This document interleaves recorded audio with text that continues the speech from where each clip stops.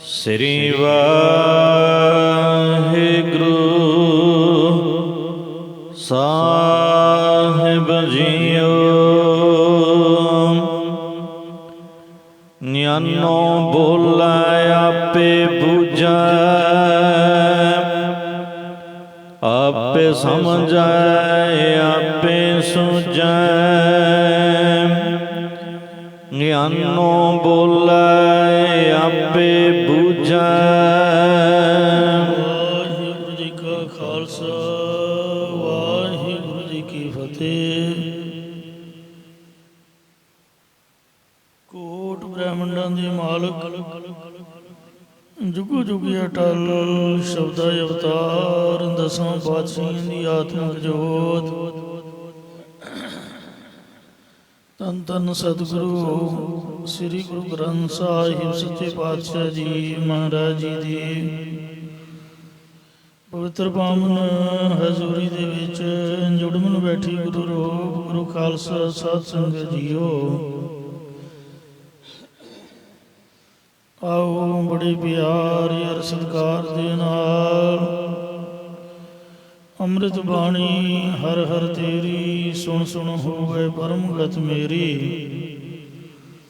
ਜਲਨ ਬੁਝੀ ਸੀਤਲ ਹੋਏ ਮਨੁਆ, ਸਤਿਗੁਰ ਕਾ ਦਰਸ਼ਨ ਪਾਈ ਜੀਓ। ਸਤਿਗੁਰਾਂ ਦੀ ਪਵਿੱਤਰ ਅੰਮ੍ਰਿਤ ਬਾਣੀ ਦੀ ਕਥਾ ਵਿਚਾਰ ਵਿਆਖਿਆ ਸੋ ਸਰਵਣ ਕਰਕੇ ਲਾਹ ਪ੍ਰਾਪਤ ਕਰੋ ਜੀ। ਇੱਕ ਵਾਰ ਉਚਾਰਨ ਕਰੋ ਸਤਨਾਮ ਸ੍ਰੀ ਵਾਹਿਗੁਰੂ ਜੀ। ਸਤਨਾਮ ਸ੍ਰੀ ਵਾਹਿਗੁਰੂ ਸਾਹਿਬ ਜੀਓ। ਗਿਆਨੋ ਬੋਲੇ ਆਪੇ ਬੁਝੈ। ਰਾਮ ਕਲੀ ਮਹੱਲਾ ਪਹਿਲਾ।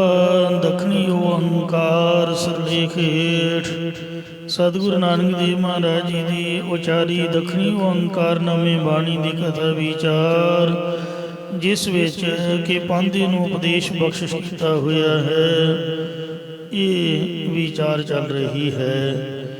ਕੱਲ ਤੱਕ ਆਪ 26ਵੀਂ ਪੌੜੀ ਦੀ ਵਿਚਾਰ ਸਰਵਣ ਕਰ ਚੁੱਕੇ ਹੋ। ਅੱਜ 27ਵੀਂ ਪੌੜੀ ਪ੍ਰਾਰੰਭ ਹੋ ਰਹੀ ਹੈ। ਪਿਆਰ ਨਾਲ ਸੁਣੋ ਜੀ। ਨਿਆਨੋ ਬੋਲੇ ਆਪ ਹੀ ਗੁਰੂ ਰੂਪ ਹੋ ਕੇ ਗਿਆਨ ਨੂੰ ਬੋਲਣ ਵਾਲਾ ਹੈ। ਉਹ ਵਾਹਿਗੁਰੂ ਅਕਾਲ ਪੁਰਖ ਪਰਮਾਤਮਾ ਤੇ ਆਪੇ ਬੁਝੈ, ਆਪ ਹੀ ਸਿੱਖ ਰੂਪ ਹੋ ਕੇ ਬੁਝੈ ਪੁੱਛਣ ਬੁਝਣ ਵਾਲਾ ਹੈ। ਜਾਂ ਇਸੇ ਪ੍ਰਕਾਰ ਗਿਆਨੋ ਬੋਲੇ ਆਪੇ ਬੁਝੈ।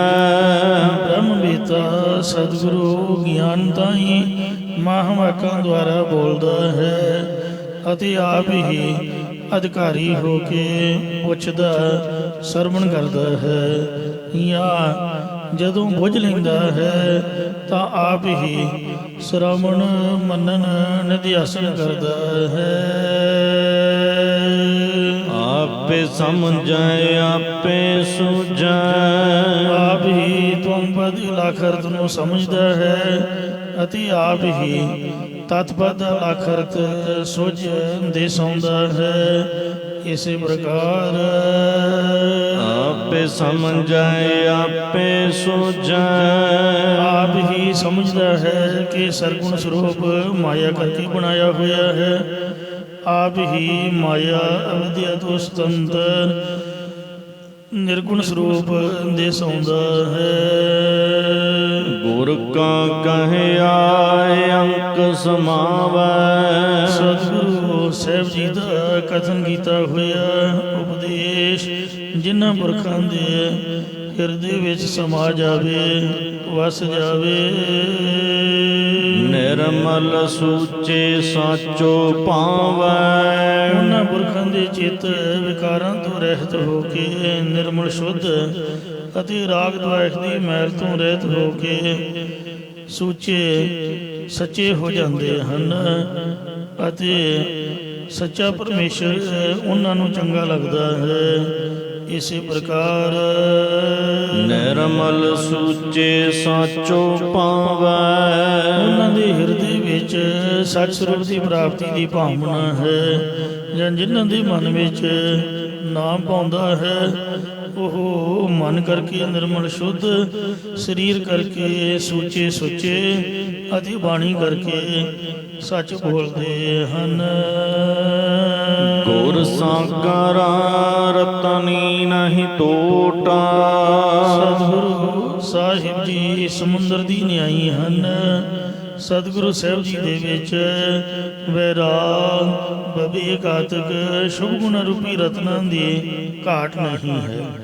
ਭਾਵ ਸਤਿਗੁਰਾਂ ਦੇ ਵਿੱਚ ਬੇਅੰਤ ਗੁਣ ਹਨ। ਲਾਲ ਪਦਾਰਥ ਸਾਚਿਆ ਕੋਟਾ। ਸਤਿਗੁਰੂ ਸਾਹਿਬ ਜੀ ਦੇ ਵਿੱਚ ਸੱਚਾ ਨਾ ਮੁੱਕਣ ਵਾਲਾ ਪ੍ਰੇਮ ਰੂਪੀ ਪਦਾਰਥ ਹੈ, ਜਾਂ ਪ੍ਰੇਮ ਅਤੇ ਨਾਮ ਰੂਪ ਪਦਾਰਥ ਹੈ। ਇਸੇ ਪ੍ਰਕਾਰ ਲਾਲ ਪਦਾਰਥ ਸਾਚਿਆ ਖੋਟਾ। ਸਤਿਗੁਰੂ ਸਾਹਿਬ ਜੀ ਦੇ ਵਿੱਚ ਲਾਲ ਪ੍ਰੇਮ ਹੈ, ਧਰਮ ਅਰਥ ਕਾਮ ਮੁਖ ਰੂਪ ਪਦਾਰਥ ਅਤੇ ਅਖੋਟ ਅਖੁੱਟ ਖਜ਼ਾਨਾ ਸਤਿਗੁਰੂ ਦੀਆ, ਤੋਟ ਨਹੀਂ ਰੇ ਮੁਕੇ, ਨਾ ਮੁੱਕਣ ਵਾਲਾ ਸੱਚ ਸਰੂਪ ਦੀ ਪ੍ਰਾਪਤੀ ਦਾ ਆਨੰਦ ਹੈ। ਪਰ ਇਹ ਪਦਾਰਥ ਤਾਂ ਪ੍ਰਾਪਤ ਹੋਣਗੇ। ਗੁਰ ਕਹਿਆ ਸਾਕਾਰ ਕਮਾਵਹੁ। ਸਤਿਗੁਰੂ ਜੀ ਨੇ ਕਾਰ ਕਮਾਉਣ ਦੇ ਬਚਨ ਕਹੇ ਹਨ, ਉਸ ਕਾਰ ਨੂੰ ਕਮਾਉਣਾ ਕਰੇ। ਗੁਰ ਕੀ ਕਰਨੀ ਕਾਹੇ ਤਾਵਹੁ। ਸਤਿਗੁਰੂ ਸਾਹਿਬ ਜੀ ਦੀ ਕਰਨੀ ਤੋਂ ਕਿਸ ਵਾਸਤੇ ਦੌੜਦੇ ਹੋ?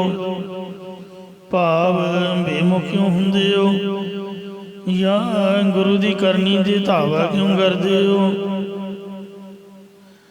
ਭਾਵ ਨੁਕਤਾਚੀਨੀ ਕਿਉਂ ਕਰਦੇ ਹੋ, ਜਾਂ ਇਸੇ ਪ੍ਰਕਾਰ ਗੁਰ ਕੀ ਕਰਨੀ ਕਾਹੇ ਤਾਵਹੁ। ਸਤਿਗੁਰੂ ਸਾਹਿਬ ਜੀ ਦੀ ਭਗਤੀ ਰੂਪ ਕਰਨੀ ਦੇ ਉੱਤੇ ਕਿਸ ਵਾਸਤੇ ਬੇਮੁਖ ਹੋਣ ਰੂਪ ਦੌੜਦੇ ਹੋ? ਭਾਵ ਗੁਰੂ ਸਾਹਿਬ ਜੀ ਦੇ ਉਪਦੇਸ਼ ਦੁਆਰਾ ਪ੍ਰੇਮ ਨਾਲ ਭਗਤੀ ਕਰੋ। ਇੱਕ ਸਮੇਂ ਸਾਹਿਬ ਸ੍ਰੀ ਗੁਰੂ ਨਾਨਕ ਦੇਵ ਮਹਾਰਾਜ ਜੀ, ਭਾਈ ਬਾਲਾ ਜੀ ਅਤੇ ਭਾਈ ਮਰਦਾਨਾ ਜੀ ਦੇ ਸਹਿਤ ਜੀਵਨ ਨੂੰ ਤਾਰਦੇ ਹੋਏ ਇੱਕ ਸਮੁੰਦਰ ਦੇ ਕਿਨਾਰੇ ਤੇ ਪਹੁੰਚੇ। ਸਤਿਗੁਰਾਂ ਨੇ ਕਿਹਾ ਕਿ ਅਸੀਂ ਇਹ ਸਮੁੰਦਰ ਪਾਰ ਕਰਨਾ ਹੈ। ਭਾਈ ਮਰਦਾਨਾ ਜੀ ਨੇ ਕਿਹਾ, ਹੇ ਸਤਿਗੁਰੂ ਜੀ, ਅਸੀਂ ਪਾਰ ਕਿਵੇਂ ਹੋਵਾਂਗੇ? ਅੱਗੋਂ ਸਤਿਗੁਰਾਂ ਨੇ ਕਿਹਾ ਕਿ ਗੁਰੂ ਅਕਾਲ ਪੁਰਖ ਦੇ ਵਿੱਚ ਸ਼ਰਧਾ ਵਿਸ਼ਵਾਸ ਧਾਰ ਕੇ ਵਾਹਿਗੁਰੂ ਮੰਤਰ ਦਾ ਜਾਪ ਕਰਦੇ ਸਾਡੇ ਮਗਰ ਮਗਰ ਆ ਜਾਵੋ। ਉਹ ਦੋਵੇਂ ਸਤਿਗੁਰਾਂ ਦੇ ਮਗਰ ਮਗਰ ਵਾਹਿਗੁਰੂ ਮੰਤਰ ਦਾ ਜਾਪ ਕਰਦੇ ਹੋਏ ਸਮੁੰਦਰ ਦੇ ਉੱਪਰ ਪੱਧਰੇ ਰਸਤੇ ਵਾਂਗ ਤੁਰਦੇ ਗਏ।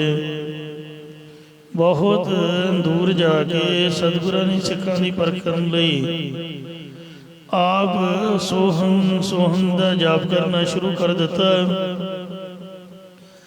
ਭਾਈ ਬਾਲਾ ਜੀ ਤਾਂ ਇੱਕ ਰਸ ਵਾਹਿਗੁਰੂ ਮੰਤਰ ਦੇ ਜਾਪ ਦੇ ਵਿੱਚ ਲੀਨ ਸਨ, ਪਰ ਭਾਈ ਮਰਦਾਨਾ ਜੀ ਨੇ ਸੋਚਿਆ ਕਿ ਸ਼ਾਇਦ ਗੁਰੂ ਜੀ ਨੇ ਆਪਣੇ ਲਈ ਵਧੀਆ ਮੰਤਰ ਰੱਖਿਆ ਹੋਇਆ ਹੈ ਤੇ ਸਾਨੂੰ ਵਾਹਿਗੁਰੂ ਮੰਤਰ ਦਾ ਜਾਪ ਦੇ ਦਿੱਤਾ ਹੈ। ਇਉਂ ਵਿਚਾਰ ਕੇ ਭਾਈ ਮਰਦਾਨਾ ਜੀ ਵੀ ਆਪ ਸੋਹੰ ਸੋਹੰ ਦਾ ਜਾਪ ਕਰਨ ਲੱਗ ਪਏ। ਉਸ ਵੇਲੇ ਭਾਈ ਮਰਦਾਨਾ ਜੀ ਸਮੁੰਦਰ ਵਿੱਚ ਡੁੱਬਣ ਲੱਗ ਪਏ। ਗੁਰੂ ਜੀ ਨੇ ਪਿੱਛਾ ਭੌਂ ਕੇ ਵੇਖਿਆ ਤੇ ਮਰਦਾਨੇ ਨੂੰ ਕਿਹਾ ਕਿ ਵਾਹਿਗੁਰੂ ਮੰਤਰ ਦਾ ਜਾਪ ਕਰ। ਭਾਈ ਮਰਦਾਨਾ ਜੀ ਉਸੇ ਵੇਲੇ ਵਾਹਿਗੁਰੂ ਮੰਤਰ ਦਾ ਇੱਕ ਰਸ ਜਾਪ ਕਰਨ ਲੱਗ ਪਏ। ਤਾਂ ਉਹ ਪਹਿਲਾਂ ਵਾਂਗ ਹੀ ਸਮੁੰਦਰ ਦੇ ਉੱਪਰ ਤੁਰਨ ਲੱਗ ਪਏ ਅਤੇ ਪਾਰ ਹੋ ਕੇ ਸਤਿਗੁਰਾਂ ਨੇ ਕਿਹਾ ਕਿ ਭਾਈ ਮਰਦਾਨਾ ਜੀ, ਤੁਹਾਨੂੰ ਸਾਡੇ ਦੀ ਕੋਈ ਸ਼ੰਕਾ ਨਹੀਂ ਕਰਨੀ ਚਾਹੀਦੀ ਸੀ। ਅਸਾਂ ਨੇ ਜੋ ਹੁਕਮ ਕੀਤਾ ਸੀ ਤੁਹਾਨੂੰ ਉਹੀ ਜਾਪ ਕਰਦੇ ਰਹਿਣਾ ਚਾਹੀਦਾ ਸੀ। ਭਾਈ ਮਰਦਾਨਾ ਜੀ ਨੇ ਆਪਣੀ ਗਲਤੀ ਮੰਨੀ ਤੇ ਅੱਗੇ ਤੋਂ ਗਲਤੀ ਨਾ ਕਰਨ ਦਾ ਪ੍ਰਣ ਕੀਤਾ। ਸੋ ਇਸ ਪ੍ਰਕਾਰ ਸਤਿਗੁਰਾਂ ਦਾ ਹੁਕਮ ਮੰਨਣਾ ਚਾਹੀਦਾ ਹੈ, ਨਾ ਕਿ ਗੁਰੂ ਦੀ ਕਰਨੀ ਤੇ ਕੋਈ ਸ਼ੰਕਾ ਕਰੀਏ। ਸਤਿਗੁਰੂ ਮਹਾਰਾਜ ਸੱਚੇ ਪਾਤਸ਼ਾਹ ਜੋ ਉਪਦੇਸ਼ ਬਖਸ਼ਦੇ ਨੇ ਉਹਦੇ ਮੁਤਾਬਕ ਅੰਮ੍ਰਿਤ ਛਕੋ, ਸਿੰਘ ਸਿੰਘਣੀਆਂ ਸਜੋ ਤੇ ਵਾਹਿਗੁਰੂ ਗੁਰ ਮੰਤਰ ਹੈ ਜਪ ਹਉਮੈ ਖੋਈ। ਵਾਹਿਗੁਰੂ ਮੰਤਰ ਦਾ ਜਾਪ ਕਰਕੇ ਹਉਮੈ ਹੰਗਤਾ ਦਾ ਨਾਸ਼ ਕਰੋ। ਇਸ ਵਾਹਿਗੁਰੂ ਮੰਤਰ ਤੋਂ ਇਲਾਵਾ ਦੇਹਧਾਰੀ ਪਖੰਡੀ ਗੁਰੂ ਹੋਰ ਗੁਰ ਮੰਤਰ ਦਿੰਦੇ ਨੇ। ਕੋਈ ਵਾਹੋ ਦਿੰਦਾ ਹੈ, ਕੋਈ ਓੰਕਾਰ ਆਰੰਕਾਰ ਆਦਿਕ, ਕੋਈ ਸ਼ਬਦ ਸਰੂਪੀ ਰਾਮ ਇਤਿਆਦਿਕ। ਪਰ ਰਹਿਤਨਾਮਿਆਂ ਦੇ ਵੇ ਸਾਹਿਬਾਂ ਦਾ ਬਚਨ ਹੈ, ਵਾਹਿਗੁਰੂ ਕੇ ਮੰਤਰ ਬਿਨ ਜਪੈ ਔਰ ਕੋਈ ਜਾਗ, ਸੋ ਸਾਖਤ ਸਿੱਖ ਮੂਲ ਨਹਿ, ਬਚਨ ਹੈ ਸ੍ਰੀ ਮੁਖਵਾਕ। ਹੈ ਤਾਂ ਰੱਬ ਦੇ ਸਾਰੇ ਹੀ ਪਰਮਾਤਮਾ ਦੇ ਨਾਮ ਨੇ, ਪਰ ਜੇ ਸਾਡੇ ਗੁਰੂ ਨੇ ਸਾਨੂੰ ਵਾਹਿਗੁਰੂ ਮੰਤਰ ਬਖਸ਼ਿਆ, ਆਪਾਂ ਕਿਉਂ ਛੱਡਣਾ ਹੈ? ਸਾਡੀ ਕੀ ਔਕਾਤ ਹੈ ਕਿ ਅਸੀਂ ਆਪਦੀ ਸਮਝ ਮੁਤਾਬਕ ਆਪ ਦਾ ਭਲਾ ਕਰ ਸਕੀਏ? ਇਹ ਤਾਂ ਗੁਰੂ ਸਾਹਿਬ ਨੇ ਜੋ ਬਖਸ਼ਿਆ ਉਹਦੇ ਮੁਤਾਬਕ ਸਾਨੂੰ ਧਾਰਨ ਕਰਨਾ ਚਾਹੀਦਾ। ਧੰਨੇ ਦੇ ਗੁਰੂ ਨੇ ਧੰਨੇ ਨੂੰ ਇੱਕ ਪੱਥਰ ਲਪੇਟ ਕੇ ਦੇ ਦਿੱਤਾ ਤੇ ਉਹਨੇ ਉਹਦੇ ਤੇ ਨਿਸ਼ਚਾ ਕਰਕੇ ਜਦ ਇਬਾਦਤ ਕੀਤੀ, ਭਗਤੀ ਕੀਤੀ ਤਾਂ ਉਹਨੇ ਪ੍ਰਮਾਤਮਾ ਨੂੰ ਪਾ ਲਿਆ। ਸਾਡੇ ਗੁਰੂ ਸਾਹਿਬ ਤਾਂ ਪੂਰੇ ਨੇ, ਅਧੂਰੇ ਨਹੀਂ ਹਨ। ਤੇ ਬੜਾ ਸੋਹਣਾ ਵਾਹਿਗੁਰੂ ਨਾਮ ਜੋ ਕੀਰਤਨ ਨਾਮਾਂ ਤੋਂ ਵੱਖਰਾ ਹੈ, ਸੱਚਾ ਨਾਮ ਹੈ। ਬਾਕੀ ਰਾਮ ਰਹੀਮ ਸਭ ਕੀਰਤਨ ਨਾਮ ਨੇ, ਪਰ ਸਤਨਾਮ ਵਾਹਿਗੁਰੂ ਸੱਚਾ ਨਾਮ ਹੈ। ਇਹਨੂੰ ਛੱਡ ਕੇ ਜਿਹੜਾ ਹੋਰ ਕਿਸੇ ਨਾਮ ਨੂੰ ਜਪਦਾ ਉਹ ਸਖਤ ਹੈ, ਕਦਾਚਿਤ ਵੀ ਸਿੱਖ ਨਹੀਂ ਅਖਵਾ ਸਕਦਾ। ਇਹ ਗੁਰੂ ਮਹਾਰਾਜ ਦੇ ਆਪ ਦੇ ਖੁਦ ਦੇ ਬਚਨ ਹਨ। ਗੁਰ ਕੀ ਕਰਨੀ ਕਾਹੇ ਤਾਵਹੁ, ਗੁਰਾਂ ਦੀ ਜੋ ਕਰਨੀ ਹੈ ਉਹਦੇ ਤੂੰ ਕਾਹਦੇ ਵਾਸਤੇ ਦੌੜਦੇ ਹੋ? ਭਗਤੀ ਰੂਪ ਕਰਨੀ ਦੇ ਉੱਤੇ ਬੇਮਖੂਨ ਰੂਪ ਕਾਹਤੋਂ ਦੌੜਦੇ ਹੋ? ਕਿਉਂ ਮਹਾਰਾਜ ਦੇ ਉਪਦੇਸ਼ ਵੱਲੋਂ ਦੌੜਦੇ ਹੋ? ਕਿਉਂ ਬੇਮੁਖ ਹੁੰਦੇ ਹੋ? ਕਿਉਂ ਗੁਰੂ ਦੀ ਕਰਨੀ ਤੇ ਧਾਵਾ ਕਰਦੇ ਹੋ? ਕਿਉਂ ਨੁਕਤਾਚੀਨੀ ਕਰਦੇ ਹੋ? ਤੁਸੀਂ ਭਲਾ ਬਹੁਤੇ ਸਿਆਣੇ ਜੰਮ ਪਏ, ਪਿਛਲੇ ਸਿੱਖ ਐਵੇਂ ਹੀ ਸਨ। ਤੋ ਇਸ ਲਈ ਜੋ ਮਹਾਰਾਜ ਨੇ ਆਖਿਆ ਹੈ ਉਹ ਬਾਣੀ ਨੂੰ ਪੜੋ, ਨਾਮ ਜਪੋ। ਨਾਨਕ ਗੁਰਮਤਿ ਸਾਜ ਸਮਾਵਹੁ। ਸਤਿਗੁਰੂ ਸਾਹਿਬ ਜੀ ਕਥਨ ਕਰਦੇ ਨੇ ਕਿ ਗੁਰ ਸਿੱਖਿਆ ਦੁਆਰਾ ਸੱਚ ਸਰੂਪ ਦੇ ਵਿੱਚ ਸਮਾਉਣਾ ਕਰੋ, ਜਾਂ ਸਮਾ ਜਾਓ, ਅਭੇਦ ਹੋ ਜਾਓ। ਟੂਟੈ ਨੇਹੁ ਕੇ ਬੋਲਹਿ ਸਾਹੀ। ਕਿਸੇ ਪਤੀ ਦੀ ਜਿਹੜੀ ਸਖੀ ਪਤਨੀ ਹੈ, ਪਤੀ ਦੇ ਸਾਹਮਣੇ ਬੋਲਣ ਲੱਗ ਜਾਏ ਜਾਂ ਸਹੀ ਨਿਸ਼ਚੈ ਕਰਕੇ ਕੌੜੇ ਬਚਨ ਬੋਲਦੀ ਹੋਵੇ ਤਾਂ ਉਹਦਾ ਪਤੀ ਨਾਲੋਂ ਨੇਹੋਂ ਪ੍ਰੇਮਿਓਂ ਟੁੱਟ ਜਾਂਦਾ ਹੈ। ਟੂਟੈ ਬਾਹਾ ਦੋਹੂ ਦਿਸ ਗਾਈ। ਜਿਵੇਂ ਬੱਚੇ ਦੀ ਦੋਹਾਂ ਪਾਸਿਆਂ ਤੋਂ ਪਕੜੀ ਤੇ ਖਿੱਚੀ ਹੋਈ ਬਾਂਹ ਖਿੱਚਿਆ ਟੁੱਟ ਜਾਂਦੀ ਹੈ। ਮਤਲਬ ਪਤੀ ਤੇ ਪਤਨੀ ਦਾ ਇੱਕ ਇਹੋ ਜਿਹਾ ਗੂੜਾ ਰਿਸ਼ਤਾ ਹੈ ਜੋ ਇੱਕ ਛੱਡ ਕੇ ਦੂਜੇ ਨਾਲ ਨਹੀਂ ਲੱਗ ਸਕਦਾ। ਜੋ ਇੱਕ ਛੱਡ ਕੇ ਦੂਜੇ ਨਾਲ ਲੱਗਦੀ ਹੈ ਉਹਦੀ ਬਾਂਹ ਟੁੱਟਣ ਦੀ ਤਰ੍ਹਾਂ ਜ਼ਿੰਦਗੀ ਟੁੱਟ ਜਾਂਦੀ ਹੈ, ਕਿਸੇ ਵੀ ਕੰਮ ਦੀ ਨਹੀਂ ਰਹਿੰਦੀ ਹੈ। ਇਸੇ ਪ੍ਰਕਾਰ ਟੂਟੈ ਨੇਹੁ ਕੇ ਬੋਲਹਿ ਸਾਹੀ। ਜੋ ਜਗਿਆਸੂ ਰੂਪ ਸਹੀ ਸਖੀ ਸਹੀ ਨਿਸ਼ਚੈ ਕਰਕੇ ਪਤੀ ਪਰਮੇਸ਼ਰ ਦੇ ਸਨਮੁਖ ਬੋਲਦੀ ਹੈ ਕਿ ਮੈਂ ਮਹਾਰਾਜ ਇੰਨਾ ਜਪ ਤਪ ਕੀਤਾ, ਇੰਨੇ ਸਾਧਨ ਕੀਤੇ, ਮੈਨੂੰ ਆਹ ਪਦਾਰਥ ਨਹੀਂ ਮਿਲਿਆ, ਉਹ ਨਹੀਂ ਮਿਲਿਆ, ਮੈਨੂੰ ਇਹ ਮੇਰੀ ਕਾਮਨਾ ਪੂਰੀ ਕਿਉਂ ਨਹੀਂ ਹੋਈ। ਇਤਿਆਦਿਕ ਬਹੁਤਾ ਬੋਲਦੀ ਹੈ। ਮਰ ਨੇ ਆਖਿਆ ਹੈ, ਜਿਸ ਅੱਗੇ ਜੋਰ ਨਾ ਚੱਲੇ ਖੜੇ ਕੀਤੇ ਅਰਦਾਸ। ਜਿਸ ਅੱਗੇ ਜੋਰ ਨਾ ਚੱਲੇ ਖੜੇ ਹੋ ਕੇ ਅਰਦਾਸ ਕਰੋ ਭਾਈ। ਅਰਦਾਸ ਕਰਨੀ ਤਾਂ ਇੱਕ ਗੁਰਮਤਿ ਹੈ ਨਿਮਰਤਾ ਵਿੱਚ, ਪਰ ਜਿਹੜਾ ਬੋਲੀ ਜਾਣਾ ਹੈ ਇਹ ਬਹੁਤਾ ਬੋਲਣ ਚੱਖਣ ਹੋਏ, ਮੈਨੂੰ ਆਹ ਨਹੀਂ ਮਿਲਿਆ, ਉਹ ਨਹੀਂ ਮਿਲਿਆ, ਮੈਂ ਰੱਬ ਦਾ ਕੀ ਵਿਗਾੜਿਆ। ਜਿਹੜਾ ਭਾਣੀ ਤੋਂ ਉਲਟ ਬੋਲਣਾ ਹੈ ਇਹ ਚੱਖਾ ਮਾਰਨੀਆਂ ਹੈ। ਬਿਨ ਬੋਲੇ ਜਾਣੇ ਸਭ ਸੋਏ, ਕਿਉਂਕਿ ਬੋਲੀਏ ਤਾਂ ਜੇ ਰੱਬ ਬੋਲਾ ਹੋਵੇ। ਜੇ ਉਹ ਬਿਨਾਂ ਬੋਲਿਆਂ ਤੋਂ ਹੀ ਸਭ ਕੁਝ ਜਾਣਦਾ, ਫਿਰ ਉਹਦੇ ਅੱਗੇ ਕਿਉਂ ਐਵੇਂ ਫਜ਼ੂਲ ਬਚਨਾਂ ਦਾ ਬੋਲਣਾ ਹੈ। ਟੈ ਬਾਹਾਂ ਦੋਹੁ ਦਿਸ ਗਾਈ। ਬੋਲਣ ਵਾਲੀ ਜਗਿਆਸੁਰ ਪਤਨੀ ਦਾ ਪਤੀ ਪਰਮੇਸ਼ਰ ਨਾਲੋਂ ਇੰਜ ਪ੍ਰੇਮ ਟੁੱਟ ਜਾਂਦਾ ਜਿਵੇਂ ਦੋਹੀਂ ਪਾਸੇ ਭਾਵ ਸੰਸਾਰ ਤੇ ਪਰਮਾਰਥ ਵਾਲ ਪਕੜੀ ਤੇ ਖਿੱਚੀ ਹੋਈ ਬਿਰਤੀ ਰੂਪ ਬਾਂਹ ਟੁੱਟ ਜਾਂਦੀ ਹੈ, ਜਾਂ ਦਵੈਤ ਦੀ ਤਰਫ ਖਿੱਚੀ ਹੋਈ ਬਿਰਤੀ ਰੂਪ ਭੁਜਾ ਪਰਮਾਰਥ ਵੱਲੋਂ ਟੁੱਟ ਜਾਂਦੀ ਹੈ। ਭਾਵ ਪਰਮੇਸ਼ਰ ਵੱਲ ਲਿਵ ਨਹੀਂ ਲੱਗਦੀ। ਟੂਟ ਬਰੀਦ ਗਾਈ ਪੋਬੁਰ ਬੋਲਾ। ਭੈੜੇ ਵਾਕ ਬੋਲਣ ਵਾਲੀ ਬੜਬੋਲੀ ਇਸਤਰੀ ਦੀ ਆਪਣੇ ਪਤੀ ਦੇ ਨਾਲੋਂ ਪ੍ਰੀਤੀ ਟੁੱਟ ਗਈ ਵੇਖੀ ਦੀ ਹੈ। ਮਤਲਬ ਜਿਸ ਨੂੰ ਬੋਲਣ ਦੀ ਜਾਚ ਹੀ ਨਹੀਂ, ਅਵਾ ਤਵਾ ਬੋਲੀ ਜਾਂਦੀ ਹੈ, ਆਪਦੇ ਘਰ ਵਾਲੇ ਦੇ ਅੱਗੇ ਬੋਲੀ ਜਾਂਦੀ ਹੈ, ਫਿਰ ਉਹ ਬਹੁਤੇ ਦਿਨ ਨਹੀਂ ਕੱਟ ਸਕਦੀ ਹੈ। ਅਤੇ ਦੁਰਮਤਾ ਪਰ ਹਰ ਛਾਡੀ ਢੋਲਾ। ਢੋਲ ਪਿਆਰੇ ਪਤੀ ਨੇ ਖੋਟੇ ਮਤ ਵਾਲੀ ਇਸਤਰੀ ਤਿਆਗ ਛੱਡੀ ਹੈ। ਜਾਂ ਇਸੇ ਪ੍ਰਕਾਰ ਟੂਟ ਬਰੀਦ ਗਾਈ ਬੁਰ ਬੋਲਾ। ਦੁਨੀਆ ਦੇ ਪਦਾਰਥਾਂ ਦੀ ਪ੍ਰਾਪਤੀ ਵਾਸਤੇ ਬੁਰੇ ਕਠੋਰ ਬਚਨ ਬੋਲਣੇ ਕਰਕੇ ਜਗਿਆਸੁਰ ਰੂਪ ਇਸਤਰੀ ਦੇ ਪਤੀ ਪਰਮੇਸ਼ਰ ਨਾਲੋਂ ਪ੍ਰੀਤੀ ਟੁੱਟ ਗਈ ਹੈ। ਦੁਰਮਤ ਪਰ ਹਰ ਛਾਡੀ ਢੋਲਾ। ਅਤੇ ਪਿਆਰੇ ਪਤੀ ਪਰਮੇਸ਼ਰ ਨੇ ਖੋਟੀ ਮਤ ਵਾਲੀ ਤੇ ਪਰਹਰ ਤਿਆਗਣੇ ਯੋਗ ਜਾਣ ਕੇ ਛੱਡ ਦਿੱਤੀ ਹੈ। ਭਾਵ ਟੇਢੀਆਂ ਜੂਨਾਂ ਦੇ ਵਿੱਚ ਸੁੱਟ ਦਿੱਤੀ ਹੈ। ਟੂਟੈ ਗੰਠਾ ਪੜੈ ਵਿਚਾਰ। ਟੁੱਟੀ ਹੋਈ ਬਾਂਹ ਦੀ ਗੰਢ ਪੈ ਸਕਦੀ ਹੈ ਜੇਕਰ ਕੋਈ ਵਿਚਾਰ ਕੇ ਸਿਆਣਾ ਪਾਉਣ ਵਾਲਾ ਹੋਵੇ।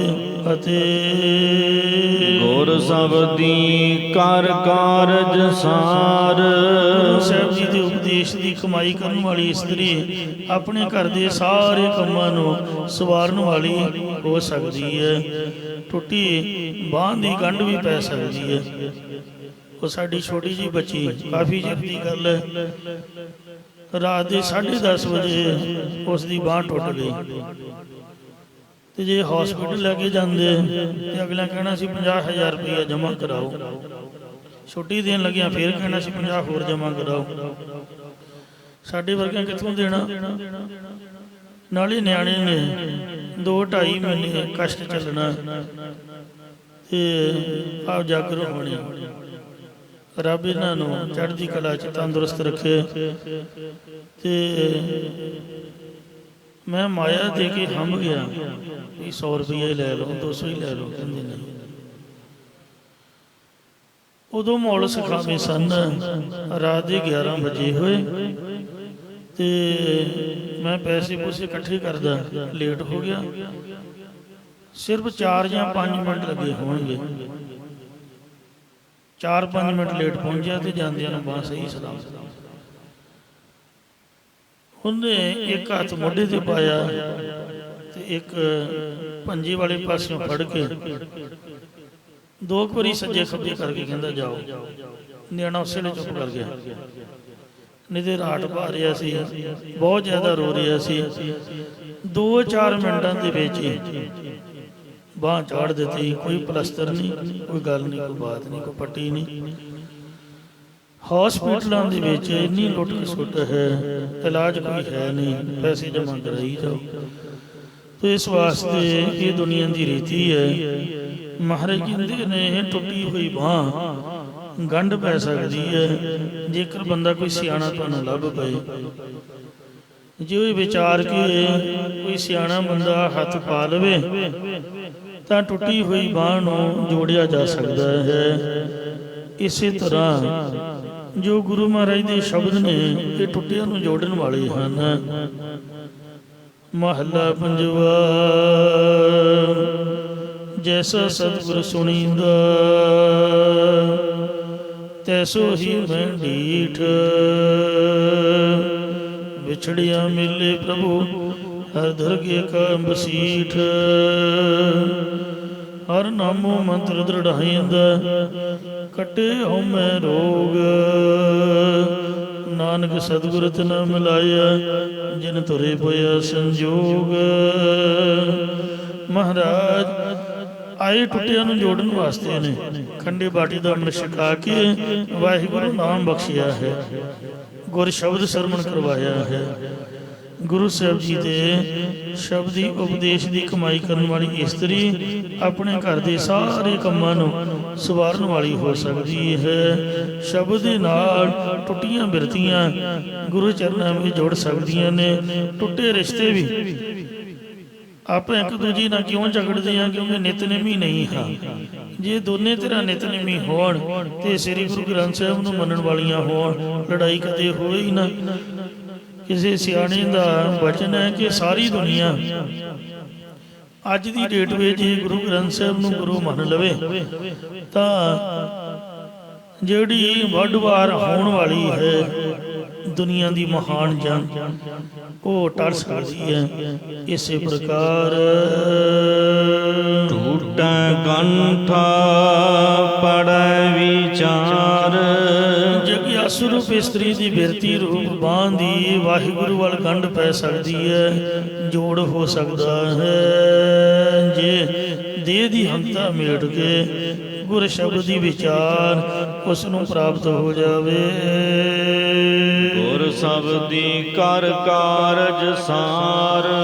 ਜਿਹੜੀ ਜਗਿਆਸੂ ਰੂਪ ਇਸਤਰੀ ਗੁਰ ਸ਼ਬਦ ਦੀ ਕਮਾਈ ਕਰਨ ਵਾਲੀ ਹੈ ਉਹ ਵਿਕਾਰਾਂ ਤੋਂ ਬਚ ਕੇ ਸਰੂਪ ਰੂਪੀ ਘਰ ਦੀ ਪ੍ਰਾਪਤੀ ਦਾ ਕੰਮ ਸਵਾਰ ਲੈਂਦੀ, ਪੂਰਾ ਕਰ ਲੈਂਦੀ ਹੈ। ਅਤੇ ਲਾਹਾ ਸਾਚ ਨ ਆਵੈ ਟੋਟਾ। ਸੱਚੇ ਨਾਮ ਦਾ ਜਾਂ ਸਰੂਪ ਦੀ ਪ੍ਰਾਪਤੀ ਦਾ ਲਾਭ ਪ੍ਰਾਪਤ ਹੁੰਦਾ ਹੈ ਅਤੇ ਕਦੇ ਵੀ ਵਿਕਾਰਾਂ ਦੀ ਸੰਗਤ ਕਰਕੇ ਜਾਂ ਜੁਰਨਾਂ ਵਿੱਚ ਪੈਣ ਰੋਗ ਘਾਟਾ ਨਹੀਂ ਹੁੰਦਾ ਹੈ। ਕਿਉਂਕਿ ਵੱਡਾ ਬਹੁਤ ਗਾੜਾ ਪ੍ਰੇਮ ਪੈ ਜਾਂਦਾ ਹੈ ਜਾਂ ਮਨ ਬਾਣੀ ਸਰੀਰ ਤਿੰਨਾਂ ਭਵਨਾਂ ਦਾ ਮਾਲਕ ਬਣ ਜਾਂਦਾ ਹੈ। ਜੋ ਮੋਟਾ ਭਾਵ ਸਾਰਿਆਂ ਦਾ ਅਧਿਸ਼ਠਾਨ ਆਸਰਾ ਰੂਪ ਪਿਆਰਾ ਪਰਮੇਸ਼ਰ ਹੈ ਉਸ ਦੀ ਪ੍ਰਾਪਤੀ ਹੋ ਜਾਂਦੀ ਹੈ। ਜਾਂ ਉਹ ਵੱਡਾ ਤੇ ਪਿਆਰਾ ਪ੍ਰਭੂ ਤਿੰਨੇ ਭਵਨਾਂ ਦਾ ਮਾਲਕ ਪਤੀ ਹੈ ਤੇ ਬਾਕੀ ਸਾਰੀ ਸ੍ਰਿਸ਼ਟੀ ਉਸ ਦੀ ਇਸਤਰੀ ਹੈ। ਠਾਕਾ ਮਨੁਆ ਰੱਖ ਠਾਏ। ਇਹ ਭਾਈ ਇਸ ਮਨ ਨੂੰ ਵਿਸ਼ਿਆਂ ਵੱਲ ਜਾਣ ਤੋਂ ਜਾਂ ਨਿੰਦਿਆ ਕਰਨ ਤੋਂ ਰੋਕਣਾ ਕਰੋ ਤੇ ਇਸ ਨੂੰ ਸਾਧ ਸੰਗਤ ਜਾਂ ਅੰਤਰਮੁਖ ਬਿਰਤੀ ਕਰਕੇ ਤੁਰਿਆ ਪਦ ਰੂਪ ਥਾਂ ਦੇ ਵਿੱਚ ਟਿਕਾ ਕੇ ਰੱਖੋ ਜਾਂ ਇਹਨੂੰ ਗੁਰ ਉਪਦੇਸ਼ ਦੁਆਰਾ ਸ਼ੁੱਧ ਕਰਕੇ ਨਾਮ ਰੂਪ ਸਥਾਨ ਵਿੱਚ ਟਿਕਾ ਕੇ ਰੱਖਣਾ ਕਰੋ। ਠੈਕ ਮੋਈ ਅਵਗੁਣ ਪਛਤਾਏ। ਇਹ ਸ੍ਰਿਸ਼ਟੀ ਔਗਣਾਂ ਦੇ ਵਿੱਚ ਲੱਗ ਕੇ ਪਛਤਾਪ ਕਰਦੀ ਹੋਈ ਮਰ ਰਹੀ ਹੈ। ਠਾਕਰ ਏਕ ਸਬਾਈ ਨਾਰ। ਮਾਲਕ ਪਰਮੇਸ਼ਰ ਇੱਕ ਹੈ ਅਤੇ ਬਾਕੀ ਸਾਰੀ ਸ੍ਰਿਸ਼ਟੀ ਉਸ ਦੀ ਇਸਤਰੀ ਰੂਪ ਹੈ। ਜੋ ਜਗਿਆਸੂ ਰੂਪ ਇਸਤਰੀ ਬਹੁਤੇ ਵੇਸ ਕਰੇ ਕੁੜਿਆਰ। ਲਿਬਾਸ ਧਾਰਨ ਕਰਦੀ ਹੈ ਉਹ ਝੂਠ ਦੀ ਪ੍ਰਾਪਤੀ ਵਾਲੀ ਹੈ ਜਾਂ ਉਹ ਝੂਠੀ ਹੈ, ਜਾਂ ਜੋ ਜੀਵ ਝੂਠੇ ਪਦਾਰਥਾਂ ਜਾਂ ਝੂਠ ਦੀ ਪ੍ਰਾਪਤੀ 'ਚ ਲੱਗੇ ਹੋਏ ਨੇ ਉਹ ਜਨਮਾਂ ਰੂਪ ਬਹੁਤੇ ਭੇਸ ਧਾਰਦੇ ਫਿਰਦੇ ਹਨ। ਪਰ ਕਰ ਜਾਤੀ ਠਾਕਰ ਹਾਈ, ਇਸ ਜਗਿਆਸੁਰ ਇਸਤਰੀ ਨੇ ਆਪਣੇ ਚਿੱਤ ਦੀ ਬਿਰਤੀ ਪਰਾਏ ਘਰ ਭਾਵ ਦੇਵੀ ਦੇਵਤਿਆਂ ਦੀ ਉਪਾਸਨਾ ਕਰਨ ਨੂੰ ਪਰਾਏ ਘਰ ਵਿੱਚ ਜਾਂਦੀ ਰੋਕ ਕੇ ਰੱਖਣਾ ਕੀਤੀ ਹੈ। ਮਹਿਲ ਬੁਲਾਈ ਠਾਕਨ ਪਾਈ, ਉਹ ਵਾਹਿਗੁਰੂ ਨੇ ਤੁਰਿਆ ਪਦ ਰੂਪੀ ਮਹਲ ਦੇ ਵਿੱਚ ਬੁਲਾ ਲਈ ਹੈ ਤੇ ਉਸ ਅੰਤਰਮੁਖ ਬਿਰਤੀ ਨੂੰ ਰਾਗ ਦੁਆਇ ਖਾਦਕ ਕੋਈ ਵੀ ਰੋਕ ਨਹੀਂ ਪਾ ਸਕਦਾ। ਸਤਿਗੁਰ ਸ਼ਬਦ ਸਵਾਰੀ ਸਾਚ ਪਿਆਰੀ, ਜਿਸ ਨੇ ਗੁਰੂ ਉਪਦੇਸ਼ ਦੁਆਰਾ ਨਾਮ ਦੀ ਕਮਾਈ ਕਰਕੇ ਆਪਣੇ ਚਿੱਤ ਦੀ ਬਿਰਤੀ ਸੰਭਾਰ ਲਈ ਹੈ, ਜਾਂ ਆਸੁਰੀ ਸੰਪਦਾ ਦਾ ਤਿਆਗ ਤੇ ਦੇਵੀ ਸੰਪਦਾ ਦੇ ਸਹਿਤ ਹੋ ਕੇ ਜਾਂ ਦੇਵੀ ਸੰਪਦਾ ਦਾ ਅਭਿਮਾਨ ਮੇਟ ਕੇ ਚਿੱਤ ਦੀ ਬਿਰਤੀ ਸੰਭਾਰ ਲਈ ਹੈ, ਉਹ ਸਤਿਸਵਰੂਪ ਦੀ ਪ੍ਰਾਪਤੀ ਵਾਲੀ ਪਿਆਰੀ ਹੈ। ਜਾਂ ਜੋ ਗੁਰੂ ਸਾਹਿਬ ਜੀ ਦੇ ਸ਼ਬਦ ਦੀ ਪਿਆਰੀ ਹੈ ਉਹ ਸੱਚੇ ਨੇ ਸੰਭਾਰ ਲਈ ਹੈ। ਸਾਈ ਸੁਹਾਗਨ ਠਾਕੁਰ ਤਾਰੀ, ਉਹੀ ਸੁਹਾਗਵੰਤੀ ਹੋ ਜਾਂਦੀ ਹੈ ਕਿਉਂਕਿ ਉਹ ਮਾਲਕ ਪਰਮੇਸ਼ਰ ਨੇ ਆਪਣੇ ਆਸਰੇ ਧਾਰਨ ਕਰ ਲਈ ਹੈ। ਜਾਂ ਇਸੇ ਪ੍ਰਕਾਰ ਸਾਈ ਸੁਹਾਗਨ ਠਾਕੁਰ ਤਾਰੀ, ਜੋ ਠਾਕੁਰ ਮਾਲਕ ਪਰਮੇਸ਼ਰ ਨੇ ਬ੍ਰਹਮਾਕਾਰ ਬਿਰਤੀ ਕਰਕੇ ਆਪਣੇ ਆਸਰੇ ਧਾਰਨ ਕਰ ਲਈ ਹੈ ਭਾਵ ਆਪਣੇ ਨਾਲ ਮੇਲ ਲਈ ਹੈ, ਉਹੀ ਮਹਾਤਮਾ ਰੂਪ ਇਸਤਰੀ ਸੁਹਾਗਵੰਤ ਹੈ। ਡੋਲਤਾ ਡੋਲਤ ਹੈ ਸਖੀ, ਡੰਡੇ ਅੱਖਰ ਦੁਆਰਾ ਸਤਿਗੁਰੂ ਮਹਾਰਾਜ ਕਥਨ ਕਰਦੇ ਹੀ ਸਖੀ, ਕਦੇ ਕਿਸੇ ਜੂਨ ਵਿੱਚ ਡੋਲਦੀਆਂ ਭਟਕਦੀਆਂ, ਕਦੇ ਕਿਸੇ ਦੇਵੀ ਦੇਵਤਿਆਂ ਦੀ ਉਪਾਸਨਾ ਵਿੱਚ ਡੋਲਦੀਆਂ ਭਟਕਦੀਆਂ, ਕਦੇ ਜੰਗਲਾਂ ਵਿੱਚ ਡੋਲਦੀਆਂ ਭਟਕਦੀਆਂ ਪਾਟੇ ਚੀਰ ਸਿਗਾਰ, ਜੀਵਨ ਦੇ ਸਰੀਰ ਰੂਪ ਜਿਹੜੇ ਬਸਤਰ ਨੇ ਉਹ ਫਟ ਗਏ ਅਤੇ ਇੰਦਰੀਆਂ ਰੂਪ ਸ਼ਿੰਗਾਰ ਵੀ ਨਾਸ਼ ਹੋ ਗਏ, ਭਾਵ ਸਰੀਰ ਅਤੇ ਇੰਦਰੀ ਕਮਜ਼ੋਰ ਹੋ ਗਏ ਹਨ। ਇਸੇ ਪ੍ਰਕਾਰ ਡੋਲਤ ਡੋਲਤ ਹੈ ਸਖੀ, ਇਹ ਸਖੀ ਡਲਾਉਣ ਵਾਲੇ ਪਦਾਰਥਾਂ ਵਿੱਚ ਡੋਲਦਿਆਂ ਸਾਧਨਾ ਰੂਪ ਬਸਤਰ ਫਟ ਗਏ ਹਨ ਅਤੇ ਦੇਹ ਦੇ ਪ੍ਰਾਣਾਯਾਮ ਕਰਨ ਆਦਿਕ ਜੋ ਪਾਟੇ ਚੀਰ ਸਿਗਾਰ, ਸਾਧਨਾ ਰੂਪੀ ਵਸਤਰ ਵੀ ਫਟ ਗਏ ਤੇ ਦੇਹ ਦੇ ਪ੍ਰਾਣਾਯਾਮ ਕਰਨ ਆਦਿਕ ਸ਼ਿੰਗਾਰ ਵੀ ਨਾਸ਼ ਹੋ ਗਏ। ਜਾਂ ਪਾਤਸ਼ਾਹ ਜੀ ਫਰਮਾਉਂਦੇ ਨੇ ਪਾਟੇ ਚੀਰ ਸਿਗਾਰ, ਰਾਗ ਵਿਵੇਕ ਆਦਿਕ ਸਾਧਨਾ ਰੂਪੀ ਵਸਤਰ ਵੀ ਫਟ ਗਏ ਹਨ ਅਤੇ ਇੰਦਰੀਆਂ ਦਾ ਦਮਨ ਕਰਨ ਰੂਪ ਸ਼ਿੰਗਾਰ ਵੀ ਨਾਸ਼ ਹੋ ਗਏ ਹਨ। ਇਸੇ ਪ੍ਰਕਾਰ ਪਾਟੇ ਚੀਰ ਸਿਗਾਰ, ਜਿਨ੍ਹਾਂ ਦੇ ਅੰਤਕਰਨ ਰੂਪੀ ਵਸਤਰ ਸਿਮਰਨ ਭਜਨ ਪ੍ਰਭੂ ਪ੍ਰੇਮ ਵੱਲੋਂ ਫਟੇ ਨੇ ਪਰ ਪ੍ਰਭੂ ਪ੍ਰਾਪਤੀ ਵਾਲੇ ਪ੍ਰੇਮ ਦੀ ਭਾਵਨਾ ਨਹੀਂ ਹੈ, ਉਹਨਾਂ ਦੇ ਬਾਹਰਲੇ ਸਾਧਨਾਂ ਦੇ ਸ਼ਿੰਗਾਰ ਨਾਸ਼ ਹੋ ਗਏ ਹਨ। ਡਾਹਪਨ ਤਨ ਸੁਖ ਨਹੀਂ, ਦੁਬਦਾ ਦੇ ਵਿੱਚ ਭਟਕਣੀ ਕਰਕੇ ਸਿੰਧੀ ਗੁਜਰਾਤੀ ਬੋਲੀ ਵਿੱਚ ਡਾਹਪਨ ਚਲਾਕੀ ਦਾ ਨਾਮ ਹੈ, ਚਤੁਰਾਈ ਨੂੰ ਕਹਿੰਦੇ ਨੇ। ਸੰਪਰਦਾਈ ਅਰਥ ਭਰਮਣ ਵੀ ਹੈ, ਭਟਕਣਾ ਵੀ ਹੈ। ਦੇਸ਼ ਭਾਸ਼ਾ ਵਿੱਚ ਅਧਿਕ ਰਹਿਤ ਡਾਹਪਨ ਪਦ ਅਰਥ ਭਟਕਣਾ ਹੈ ਤੇ ਸਿੰਧੀ ਬੋਲੀ ਵਿੱਚ ਡਾਹਪਨ ਦਾ ਅਰਥ ਚਤੁਰਾਈ ਹੈ। ਸੰਸਕ੍ਰਿਤ ਦੇ ਵਿੱਚ ਦਾਹ ਮਤਲਬ ਹੈ ਸੜਨਾ। ਪੰਜਾਬੀ ਬੋਲੀ ਵਿੱਚ ਡਾਹ ਲੱਕੜ ਨੂੰ ਢਾਹ ਕਾਹਦੇ ਲਈ? ਸੜਨ ਵਾਸਤੇ। ਬਾਲਣ ਲਈ ਸਾੜਨਾ ਜਲਣਾ ਜਾਂ ਡਾਹਪਣ ਜਲਣ ਡੰਝ, ਇਉਂ ਕਈ ਅਰਥ ਨੇ। ਪਰ ਮੁੱਖ ਅਰਥ ਭਟਕਣੇ ਕਰਕੇ ਜਾਂ ਡਾਹਪਣ ਚਤਰਾਈ ਵਾਲੀਆਂ ਗੱਲਾਂ ਕਰਕੇ ਸਰੀਰ ਦੇ ਅੰਦਰ ਆਤਮਿਕ ਸੁੱਖ ਆਨੰਦ ਪ੍ਰਾਪਤ ਨਹੀਂ ਹੋ ਸਕਦਾ। ਪਿਛਲੇ ਲੋਕ ਭੋਲੇ ਭਾਲੇ ਹੁੰਦੇ ਸਨ, ਤਾਂ ਹੀ ਉਹਨਾਂ ਨੂੰ ਬਿਮਾਰੀ ਕੋਈ ਨਹੀਂ ਸੀਗੀ। ਕਿਤੇ 10-10 ਪਿੰਡਾਂ 'ਚ ਇੱਕ ਵੈਦ ਹੁੰਦਾ ਸੀ, 10-10 ਪਿੰਡਾਂ 'ਚ ਇੱਕ ਵੈਦ ਹੁੰਦਾ। ਤੇ ਅੱਜ ਕੱਲ੍ਹ ਪੈਰ ਪੈਰ ਤੇ ਹੌਸਪੀਟਲ ਨੇ, ਫਿਰ ਵੀ ਦੁਨੀਆ ਮਰ ਰਹੀ ਹੈ। ਵੇਖ ਲਓ ਕਿੰਨੀਆਂ ਬਿਮਾਰੀਆਂ ਨੇ। ਜਿੰਨਾ ਪੈਸਾ ਵੱਧ ਗਿਆ, ਜਿੰਨੀ ਸਿਆਣਪ ਵੱਧ ਗਈ, ਉਨੀਆਂ ਬਿਮਾਰੀਆਂ ਅੱਗੇ ਵੱਧ ਗਈਆਂ। ਪਹਿਲੇ ਲੋਕ ਭੋਲੇ ਭਾਲੇ ਸੀ, ਬਿਮਾਰੀਆਂ ਘੱਟ ਲੱਗਦੀਆਂ ਸਨ। ਕੁਦਰਤੀ ਹੈ। ਤੋ ਜਿਹੜਾ ਚਤਰਾਈਆਂ ਮਾਰਦਾ ਹੈ ਉਹ ਭਟਕਦਾ ਰਹਿੰਦਾ।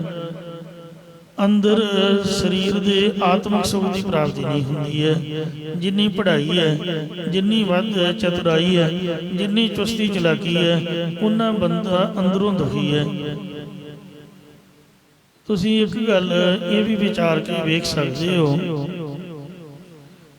ਕਿਸੇ ਵੀ ਜਗ੍ਹਾ ਤੇ, ਇਹ ਤਾਂ ਗੁਰਦੁਆਰਾ ਹੈ, ਇੱਥੇ ਤਾਂ ਬੜਾ ਇਹ ਬਚਨ ਹੈ ਹੀ ਹੈ। ਕਿਸੇ ਵੀ ਜਗ੍ਹਾ ਤੇ ਜਦ ਤੁਸੀਂ ਜਾਂਦੇ ਹੋ ਜਿੱਥੇ ਤੁਹਾਨੂੰ ਕੋਈ ਨਾ ਜਾਣਦਾ ਹੋਵੇ, ਉੱਥੇ ਤੁਹਾਡਾ ਮਨ ਸ਼ਾਂਤ ਰਹੇਗਾ।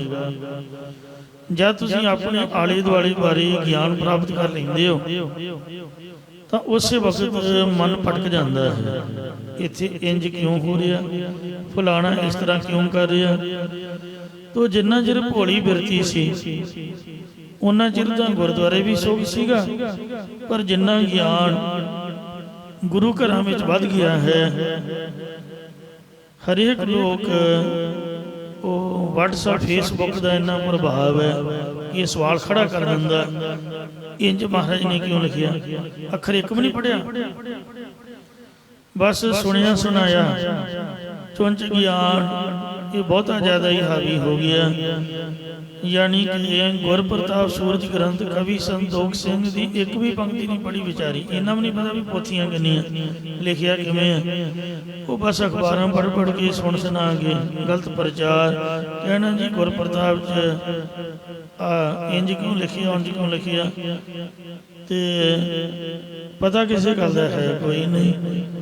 ਉਹ ਫਿਰ ਝਗੜਿਆਂ ਦੇ ਨਾਲ ਮਨ ਸ਼ਾਂਤ ਹੋ ਜਾਂਦਾ। ਜਿੰਨਾ ਚਿਰ ਜਾਣਕਾਰੀ ਨਹੀਂ ਸੀਗੀ ਉਹਨਾਂ ਚਿਰ ਜੋ ਸੁਣਿਆ ਸੱਤ, ਆਪ ਦਾ ਨਾਮ ਜਪੋ, ਨਿਤਨੇਮ ਕਰੋ। ਤੇ ਪਰ ਹੁਣ ਹਰੇਕ ਗੱਲ ਦੀ ਸ਼ੰਕਾ, ਗਿਆਨ ਜੋ ਵੱਧ ਗਿਆ, ਇੱਕ ਦੂਜੇ ਬਾਰੇ ਜਾਣਕਾਰੀ, ਤੋ ਗੁਰੂ ਘਰ ਦੀ ਮਰਿਆਦਾ ਦੇ ਉੱਪਰ ਤਰਕ, ਮਹਾਰਾਜ ਦੀ ਬਾਣੀ ਤੇ ਤਰਕ, ਗੁਰੂ ਸਾਹਿਬ ਦੇ ਇਤਿਹਾਸ ਦੇ ਉੱਪਰ ਤਰਕ, ਗੁਰੂ ਮਹਾਰਾਜ ਦੀਆਂ ਪੋਥੀਆਂ ਸਾਹਿਬ ਦੇ ਉੱਪਰ ਤਰਕ, ਕਥਾ ਪ੍ਰਚਾਰ ਉੱਪਰ ਤਰਕ। ਮੈਂ ਕਈ ਵਾਰ ਇਹ ਗੱਲ ਸੋਚਦਾ ਹੁੰਦਾ ਕਿ ਇੱਕੋ ਇੱਕ ਸਿੱਖ ਹੀ ਹੈ ਜੋ ਇੰਨੀਆਂ ਤਰਕਾਂ, ਇੰਨੇ ਸਵਾਲ ਕਰਦਾ। ਪਤਾ ਨਹੀਂ ਕੋਈ ਰਾਜਨੀਤਿਕ ਬੰਦਾ ਇਹਦੇ ਪਿੱਛੇ ਪਿਆ ਹੋਇਆ ਹੈ ਜੋ ਇਹਦੇ ਮਨ ਨੂੰ ਵਿਗਾੜ ਰਿਹਾ। ਕਦੀ ਹਿੰਦੂ ਧਰਮ ਦੀ ਕੰਟਰੋਵਰਸੀ ਕਦੀ ਨਹੀਂ ਸੁਣੀ ਹੈ, ਕਦੇ ਮੁਸਲਮਾਨ ਧਰਮ ਦੀ ਕੰਟਰੋਵਰਸੀ ਨਹੀਂ ਸੁਣੀ, ਕਦੇ ਈਸਾਈਆਂ ਦੀ ਕੰਟਰੋਵਰਸੀ ਨਹੀਂ ਸੁਣੀ। ਜੋ ਕੁਛ ਉਹਨਾਂ ਦੇ ਗ੍ਰੰਥਾਂ 'ਚ ਲਿਖਿਆ ਹੋਇਆ ਉਹ ਸਿਰ ਸੁੱਟ ਕੇ, ਚੰਗੇ ਭਲੇ ਪੜ੍ਹੇ ਲਿਖੇ ਹਨ, ਅੱਗ ਦੇ ਵਿੱਚ ਦੇਸੀ ਘਿਓ ਸੁੱਟੀ ਜਾਂਦੇ। ਜਿੰਨਾ ਮਰਜ਼ੀ ਕਹਿ ਕੇ ਵੇਖੋ ਵੀ ਭਲਿਓ ਮਾਨਸੋ, ਅੱਗ ਨੇ ਦੇਸੀ ਘਿਓ ਕੀ ਕਰਨਾ। ਤੁਸੀਂ ਤੜਕਾ ਲਾਉਣਾ ਕਿਸੇ ਸਬਜ਼ੀ ਭਾਜੀ ਨੂੰ ਲਾ ਕੇ ਕਿਸੇ ਗਰੀਬ ਦੇ ਮੂੰਹ 'ਚ ਪਾਓ, ਕੋਈ ਪ੍ਰਸ਼ਾਦ ਬਣਾ ਕੇ ਵੰਡੋ ਤਾਂ ਦੇ ਤੁਹਾਡਾ ਭਲਾ ਹੋਵੇ। ਅੱਗ ਦੇ ਵਿੱਚ ਨਹੀਂ, ਬਿਲਕੁਲ ਨਹੀਂ। ਬੜੇ ਬੜੇ ਇੰਜੀਨੀਅਰ, ਬੜੇ ਬੜੇ ਡਾਕਟਰ ਉਹ ਕਹਿਣਗੇ ਸਾਡਾ ਧਰਮ ਹੈ, ਜੇ ਤੁਸੀਂ ਅਖੰਡ ਪਾਠ ਕਰਾਇਆ ਜਾਂ ਸੁਣਿਆ ਉਹਨਾਂ ਬਰਾਬਰ ਤੇ ਹਵਨ ਕਰਨਾ। ਪੜ੍ਹੇ ਲਿਖੇ ਸ਼ਿਵਲਿੰਗ ਨੂੰ ਕੱਚੀ ਲੱਸੀ ਨਾਲ ਇਸ਼ਨਾਨ ਕਰਾਉਣਾ। ਤੋ ਸਾਡੇ ਮੱਤ ਦੇ ਵਿੱਚ ਕਈ ਗੱਲਾਂ ਤਰਕ ਉਤਪਨ ਕਰਦੀਆਂ ਨੇ। ਸਤਿਗੁਰੂ ਮਹਾਰਾਜ ਸੱਚੇ ਪਾਤਸ਼ਾਹ ਕਿਰਪਾ ਕਰਨ। ਤੋ ਇਹ ਜੋ ਚਤੁਰਾਈਆਂ ਨੇ ਇਹ ਭਟਕਾਉਣ ਵਾਲੀਆਂ ਨੇ। ਦੁਬਿਧਾ ਦੇ ਵਿੱਚ ਚਤੁਰਾਈ ਵਾਲੀਆਂ ਗੱਲਾਂ ਕਰਕੇ ਆਤਮਿਕ ਸੁੱਖ ਦੀ ਪ੍ਰਾਪਤੀ, ਸ਼ਾਂਤੀ ਨਹੀਂ ਆ ਸਕਦੀ ਹੈ। ਜਿਹਨੇ ਸੁੱਖ ਸ਼ਾਂਤੀ ਲੈਣੀ ਹੈ, ਸਾਡਾ ਮਤ ਤਾਂ ਸਿਰ ਸੁੱਟ ਕੇ ਗੁਰੂ ਜੀ ਦਾ ਉਪਦੇਸ਼ ਸੁਣਨ ਵਾਲਾ ਹੈ ਤੇ ਵਿਸ਼ਵਾਸ ਵਾਲਾ ਹੈ। ਸਿੱਖੀ ਦੀ ਨੀਂਹ ਸ਼ਰਧਾ ਤੇ ਭਰੋਸੇ ਦੇ ਉੱਪਰ ਹੈ। ਬਿਨ ਡਰ ਬੈਠੀ ਡਾਰ, ਪਰਮੇਸ਼ਰ ਦੇ ਡਰ ਧਾਰੇ ਤੋਂ ਬਿਨਾਂ ਦੁਨੀਆ ਦੀਆਂ ਡਾਰਾਂ ਦੀਆਂ ਡਾਰਾਂ, ਜਿਵੇਂ ਕਾਵਾਂ ਚੜੀਆਂ ਦੀਆਂ ਤੁਰੀਆਂ ਫਿਰਦੀਆਂ, ਮਤਲਬ ਪੰਕਤੀਆਂ ਦੀਆਂ ਪੰਕਤੀਆਂ, ਪਾਪ ਪੇਖਾਂ ਦੇ ਪੇਖ, ਜਮਾਤਾਂ ਦੀਆਂ ਜਮਾਤਾਂ, ਜਥਿਆਂ ਦੇ ਜਥੇ, ਟੋਲਿਆਂ ਦੇ ਟੋਲੇ ਬਹੁਤ ਨਾਸ਼ ਹੋ ਗਈਆਂ ਨੇ। ਡਾਰ ਪਾਪ ਇੰਦਰੀਆਂ ਦੇ ਭੋਗਾਂ ਨੂੰ ਭੋਗਣ ਚ ਲਾ ਕੇ ਸਾਰੀ ਸ੍ਰਿਸ਼ਟੀ ਨਾਸ਼ ਹੋ ਗਈ ਹੈ। ਡਰ ਪਮੋਈ ਘਰ ਆਪਣਾ, ਜੋ ਇਸਤਰੀ ਡਰ ਨੂੰ ਧਾਰ ਕੇ ਆਪਣੇ ਹਿਰਦੇ ਰੂਪੀ ਘਰ ਵਿੱਚ ਪਤੀ ਨੂੰ ਅੰਗ ਸੰਗ ਜਾਣ ਕੇ ਦੁਰਮਤ ਵੱਲੋਂ ਮਰ ਗਈ ਹੈ। ਭਾਵ ਜਿਸ ਨੇ ਖੋਟੀ ਮਤ ਛੱਡ ਦਿੱਤੀ ਹੈ। ਡੀਠੇ ਕੰਤ ਸੁਜਾਨ, ਉਹ ਚੱਲ ਚਤੁਰ ਪਤੀ ਨੇ ਤੇ ਮਿਹਰ ਦੀ ਨਿਗਾਹ ਦੇ ਨਾਲ ਵੇਖਣਾ ਕੀਤੀ ਹੈ। ਉਹ ਜਿਹੜੀ ਇਸਤਰੀ ਹੈ, ਉਹ ਚਤੁਰਪਤੀ ਨੇ ਮਿਹਰ ਦੀ ਨਿਗਾਹ ਦੇ ਨਾਲ ਵੇਖਣਾ ਕੀਤੀ। ਪਤੀ ਨੇ ਵੇਖ ਲਿਆ ਇਹ ਪਤਿਵਰਤਾ ਧਰਮ ਵਾਲੀ ਹੈ, ਇਹ ਮੇਰੀ ਗੈਰ ਹਾਜ਼ਰੀ ਵਿੱਚ ਵੀ ਕਿਸੇ ਐਰੀ ਗੈਰੀ ਵੱਲ ਨਿਗਾਹ ਨਹੀਂ ਕਰਦੀ, ਸੱਤ ਰੱਖਣ ਵਾਲੀ ਹੈ। ਤੋ ਇਸ ਲਈ ਪਤੀ ਦੀ ਨਿਗਾਹ ਦੇ ਵਿੱਚ ਉਹ ਚੰਗੀ ਮੰਨੀ ਗਈ ਹੈ। ਇਸੇ ਪ੍ਰਕਾਰ ਡਰ ਪਮੋਈ ਘਰ ਆਪਣਾ, ਜਿਹੜੀ ਜਗਿਆਸੁਰ ਇਸਤਰੀ ਬੁਰੇ ਸੰਕਲਪਾਂ ਨੂੰ ਡਰ ਕੇ ਆਪਣੇ ਅੰਤःਕਰਨ ਵੀ ਘਰ ਦੇ ਵਿੱਚ ਅੰਤਰਮੁਖ ਹੋ ਕੇ ਜੀਵਤ ਭਾਵ ਨੂੰ ਮਰ ਗਈ ਹੈ। ਡੀਠੇ ਕੰਤ ਸੁਜਾਨ,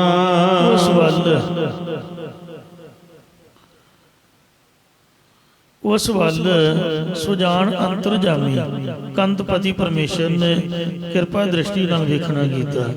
ਇਉਂ ਗਿਆਨਵਾਨ ਹੋ ਕੇ ਅੰਤਰਜਾਮੀ ਪਤੀ ਪਰਮੇਸ਼ਰ ਦੇ ਸਰੂਪ ਤਾਂ ਹੀ ਵੇਖਣਾ ਕਰਦੀ ਹੈ।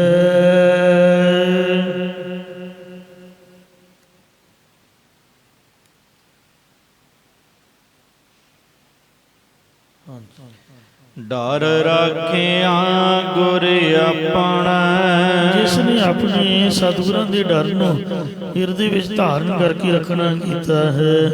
ਜਾਂ ਇਸੇ ਪ੍ਰਕਾਰ ਡਰ ਰਾਖਿਆ ਗੁਰ ਆਪਣਾ, ਗੁਰਾਂ ਦੁਆਰਾ ਹਰੀ ਦਾ ਡਰ ਜਿਸ ਨੇ ਆਪਣੇ ਹਿਰਦੇ ਵਿੱਚ ਰੱਖਣਾ ਕੀਤਾ ਹੈ। ਨਿਰਭਉ ਨਾਮ ਵਖਾਣਾ, ਉਸੇ ਨੇ ਹੀ ਡਰ ਤੋਂ ਰਹਿਤ ਪਰਮੇਸ਼ਰ ਦੇ ਨਾਮ ਨੂੰ ਕਥਨ ਕੀਤਾ ਹੈ। ਇਸੇ ਪ੍ਰਕਾਰ ਡਰ ਰਾਖਿਆ ਗੁਰ ਆਪਣਾ, ਜਿਸ ਦੇ ਸਤਿਗੁਰੂ ਜੀ ਆਪਣੇ ਬਣੇ ਨੇ ਉਹਨੂੰ ਜਮਾਂ ਦੇ ਡਰ, ਜਮਨ ਮਨ ਦੇ ਡਰ ਤੋਂ ਰੱਖ ਲਿਆ ਹੈ। ਡਰ ਤੋਂ ਉਹਨੂੰ ਕਿਵੇਂ ਰੱਖ ਲਿਆ ਹੈ? ਨਿਰਭਉ ਨਾਮ ਵਖਾਣਾ, ਕਿਉਂਕਿ ਉਹਨੇ ਗੁਰਾਂ ਦੁਆਰਾ ਨਿਰਭਉ ਪਰਮੇਸ਼ਰ ਦੇ ਨਾਮ ਨੂੰ ਕਥਨ ਕੀਤਾ ਹੈ। ਗੁਰਾਂ ਤੋਂ ਬਗੈਰ ਪਰਮੇਸ਼ਰ ਦੀ ਪ੍ਰਾਪਤੀ ਨਹੀਂ ਹੁੰਦੀ। ਇਸ ਤੇ ਦ੍ਰਿਸ਼ਟਾਂਤ ਦਿੰਦੇ ਆ ਸਤਿਗੁਰੂ ਜੀ ਕਥਨ ਕਰਦੇ ਹਨ। ਡੂਗਰ ਵਾਸ ਤਿਖਾ ਕਣੀ, ਜਿਵੇਂ ਕਿਸੇ ਮਨੁੱਖ ਦਾ ਪਰਬਤ ਤੇ ਨਿਵਾਸ ਹੋਵੇ ਤੇ ਤੁਰਦਿਆਂ ਤੁਰਦਿਆਂ ਪਾਣੀ ਦੀ ਬਹੁਤੀ ਪਿਆਸ ਲੱਗ ਜਾਵੇ। ਵੈਸੇ ਅੱਜ ਤੱਕ ਮੈਂ ਤਾਂ ਇਹੋ ਜਿਹੇ ਪਹਾੜ ਤੇ ਕਦੀ ਚੜ੍ਹਿਆ ਨਹੀਂ ਜਿੱਥੇ ਕੋਈ ਇਸ ਤਰ੍ਹਾਂ ਦੀ ਮੁਸ਼ਕਲ ਆਵੇ। ਹੇਮਕੁੰਟ ਸਾਹਿਬ ਦੀ ਪਹਾੜੀ ਹੈ, ਕਿੱਡੀ ਤਗੜੀ ਹੈ, ਪਰ ਵਾਹਿਗੁਰੂ ਦੀ ਕਿਰਪਾ ਹੈ ਕਦੀ ਬੋਤਲ ਨਹੀਂ ਨਾਲ ਲੈ ਕੇ ਤੁਰੇ, ਪਰ ਜਿੱਥੇ ਵੀ ਪਿਆਸ ਲੱਗਦੀ ਉੱਥੇ ਝਰਨਾ ਵਗਦਾ ਹੁੰਦਾ। ਅਰ ਇੰਨਾ ਮਿੱਠਾ ਪਾਣੀ ਤੇ ਠੰਡਾ, ਨਾਲੇ ਮੂੰਹ ਹੱਥ ਧੋ ਕੇ ਜਲ ਜੁਲ ਛਕ ਕੇ ਬੰਦਾ ਸਾਹ ਵੀ ਲੈ ਸਕਦਾ। ਪਰਮਾਤਮਾ ਦੀ ਕੁਦਰਤ ਬੜੀ ਮਹਾਨ ਹੈ। ਪਥਰੀਲੇ ਪਹਾੜਾਂ ਦੇ ਵਿੱਚ ਵੀ ਪਤਾ ਨਹੀਂ ਕਦੋਂ ਪਾਣੀ ਆਉਂਦਾ ਹੈ। ਹਾਂਗਕਾਂਗ ਵੀ ਕਈ ਵਾਰ ਜਾਣ ਦਾ ਮੌਕਾ ਮਿਲਿਆ ਬਿਨਾਂ ਬੋਤਲ ਤੋਂ, ਜਿੱਥੇ ਪਿਆਸ ਲੱਗਣੀ ਕੋਈ ਨਲਕਾ ਨਹੀਂ, ਕੋਈ ਟੂਟੀ ਨਹੀਂ, ਪਥਰੀਲੀ ਜ਼ਮੀਨ ਹੈ ਤੇ ਪਾਣੀ ਉੱਥੇ ਵੀ ਰੱਬ ਨੇ ਸੋ ਪਹਾੜਾਂ ਤੋਂ ਉਹ ਝਰਨੇ ਵਗਦੇ, ਬੁੱਕ ਦੇ ਨਾਲ ਬੜਾ ਉਜਲ ਸਵੱਛ ਤੇ ਮਿੱਠਾ ਜਲ, ਜਿੰਨਾ ਮਰਜ਼ੀ ਛਕੇ। ਤੇ ਸਮੁੰਦਰ ਚਾਰ ਸਵੇਰੇ, ਭਾਵੇਂ ਕੋਈ ਪੀਣ ਵਾਲਾ ਨਹੀਂ। ਤੇ ਪਰ ਜੋ ਵਾਹਿਗੁਰੂ ਨੇ ਝਰਨੇ ਬਣਾਏ ਹੋਏ ਨੇ ਪਹਾੜਾਂ ਦੇ ਵਿੱਚ, ਉਹਨਾਂ ਦਾ ਜਲ ਬਹੁਤ ਮਿੱਠਾ ਹੈ। ਤੋ ਇਸ ਲਈ ਮਹਾਰਾਜ ਇੱਕ ਉਦਾਹਰਨ ਦੇ ਰਹੇ ਨੇ ਕਿ ਖੁਸ਼ਕ ਪੱਥਰ, ਸੋ ਜਿਨ੍ਹਾਂ ਦੇ ਵਿੱਚ ਨਮੀ ਨਾ ਹੋਵੇ, ਕੋਈ ਇਹੋ ਜਿਹੇ ਪਰਬਤ ਤੇ ਵੱਸਦਾ ਹੋਵੇ ਜਿੱਥੇ ਤੁਰਦਿਆਂ ਤੁਰਦਿਆਂ ਬਾਣੀ ਦੀ ਬਹੁਤੀ ਜ਼ਿਆਦੀ ਪਿਆਸ ਲੱਗ ਜਾਏ। ਜਬ ਦੇਖਾਂ ਨਹੀਂ ਦੂਰਾ, ਜਦੋਂ ਤੱਕ ਉਹ ਪਾਣੀ ਵੇਖਦਾ ਨਹੀਂ ਤਦ ਤੱਕ ਪਾਣੀ ਦੂਰ ਹੁੰਦਾ। ਜਿਸ ਵੇਲੇ ਕਿਸੇ ਜਾਣਕਾਰ ਪੁਰਖ ਨੇ ਦੱਸਿਆ ਕਿ ਉਹ ਫਲਾਣੀ ਜਗ੍ਹਾ ਤੇ ਪਾਣੀ ਹੈ, ਤਾਂ ਫਿਰ ਉਹ ਜਾ ਕੇ ਪੀ ਲੈਂਦਾ ਹੈ। ਉਹਦੇ ਕਈ ਸ਼ਬਦ ਨੂੰ ਮੰਨ ਕੇ ਤੇ ਪਾਣੀ ਵੱਲ ਨੂੰ ਜਿਹੜਾ ਪਿਆਸਾ ਪੁਰਖ ਜਦ ਤੁਰ ਪੈਂਦਾ ਹੈ ਤੇ ਉਹ ਪਾਣੀ ਨੇੜੇ ਹੀ ਹੈ। ਇਸ ਤਰ੍ਹਾਂ ਸੁਣ ਕੇ ਪਾਣੀ ਕੋਲ ਪਹੁੰਚ ਕੇ ਤੇ ਮਹਾਰਾਜ ਕਹਿੰਦੇ ਨੇ, ਦਿਖਾਣੇ ਵਾਰੀ ਸ਼ਬਦ ਮਨ। ਸ਼ਬਦ ਅਰਥ ਆਵਾਜ਼। ਉਹਨੇ ਦੂਰੋਂ ਆਵਾਜ਼ ਮਾਰੀ, ਉਹ ਇੱਧਰ ਨਹੀਂ ਉੱਧਰ ਨੂੰ ਜਾ, ਉੱਧਰ ਪਾਣੀ ਹੈ। ਉਹਦੀ ਆਵਾਜ਼ ਉਹਨੇ ਮੰਨ ਲਿਆ ਤਾਂ ਪਾਣੀ ਪੀ ਕੇ ਤਿੱਖਣ ਵਾਰੀ ਆਪਦੀ ਪਿਆਸ ਨਿਵਰਤ ਕਰ ਲਈ। ਅੰਮ੍ਰਿਤ ਪੀਆ ਭਰਪੂਰ, ਅੰਮ੍ਰਿਤ ਰੂਪ ਪਾਣੀ ਕੋਲ ਪਹੁੰਚ ਕੇ ਭਰਪੂਰ ਹੋ ਕੇ ਉਹਨੇ ਅੰਮ੍ਰਿਤ ਜਲ ਨੂੰ ਪੀਤਾ, ਫਿਰ ਪਿਆਸ ਦੀ ਨਿਵਰਤੀ ਹੁੰਦੀ ਹੈ। ਇਸੇ ਪ੍ਰਕਾਰ ਡੂਗਰ ਵਾਸ ਤਿਖਾ ਕਣੀ। ਗੁਰੂ ਸਾਹਿਬ ਦੀ ਬਾਣੀ ਬੜੇ ਦ੍ਰਿਸ਼ਟਾਂਤਾਂ ਪ੍ਰਮਾਣਾਂ ਅਲੰਕ੍ਰਿਤ ਸਹਿਤ ਹੈ, ਬੜੀ ਲੌਜੀਕਲ ਹੈ। ਸਤਿਗੁਰੂ ਨਾਨਕ ਦੇਵ ਮਹਾਰਾਜ ਦੀ ਬਾਣੀ ਨੂੰ ਸਮਝਣਾ ਸਮਝਾਉਣਾ ਅਤੀ ਕਠਿਨ ਹੈ। ਇਹ ਗੁਰੂ ਸਾਹਿਬ ਨੇ ਇੱਕ ਦ੍ਰਿਸ਼ਟਾਂਤ ਦਿੱਤਾ ਹੈ। ਹੁਣ ਦਾ ਦ੍ਰਿਸ਼ਟਾਂਤ ਕਿਵੇਂ ਟਿਕਾਉਣਾ ਹੈ? ਡੁੱਗਰ ਵਾਸ। ਇਸ ਤਰ੍ਹਾਂ ਇਹ ਜੀਵ ਦਾ ਡੁੱਗਰ ਪਹਾੜ ਜਿਹੜੇ ਨੇ ਕਾਮ ਕ੍ਰੋਧ ਰੂਪ ਪਹਾੜਾਂ ਤੇ ਵਾਸਾ ਹੋ ਰਿਹਾ ਹੈ।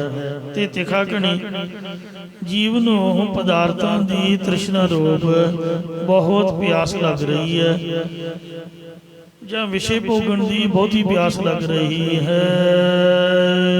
ਜਬ ਦੇਖਾਂ ਨਹੀਂ ਦੂਰਾ। ਜਦੋਂ ਜੀਵ ਨੇ ਕਾਮੀ ਕ੍ਰੋਧੀ ਪੁਰਖਾਂ ਦੀ ਕੁਸੰਗਤ ਛੱਡ ਕੇ ਨਿਮਰਤਾ ਦੇ ਸਹਿਤ ਸਤ ਸੰਗਤ ਜਾ ਕੇ ਵੇਖਿਆ ਤਾਂ ਫਿਰ ਸਾਰੀਆਂ ਤ੍ਰੇਹਾਂ ਨੂੰ ਮਿਟਣ ਵਾਲਾ ਅੰਮ੍ਰਿਤ ਨਾਮ ਮਿਲ ਗਿਆ।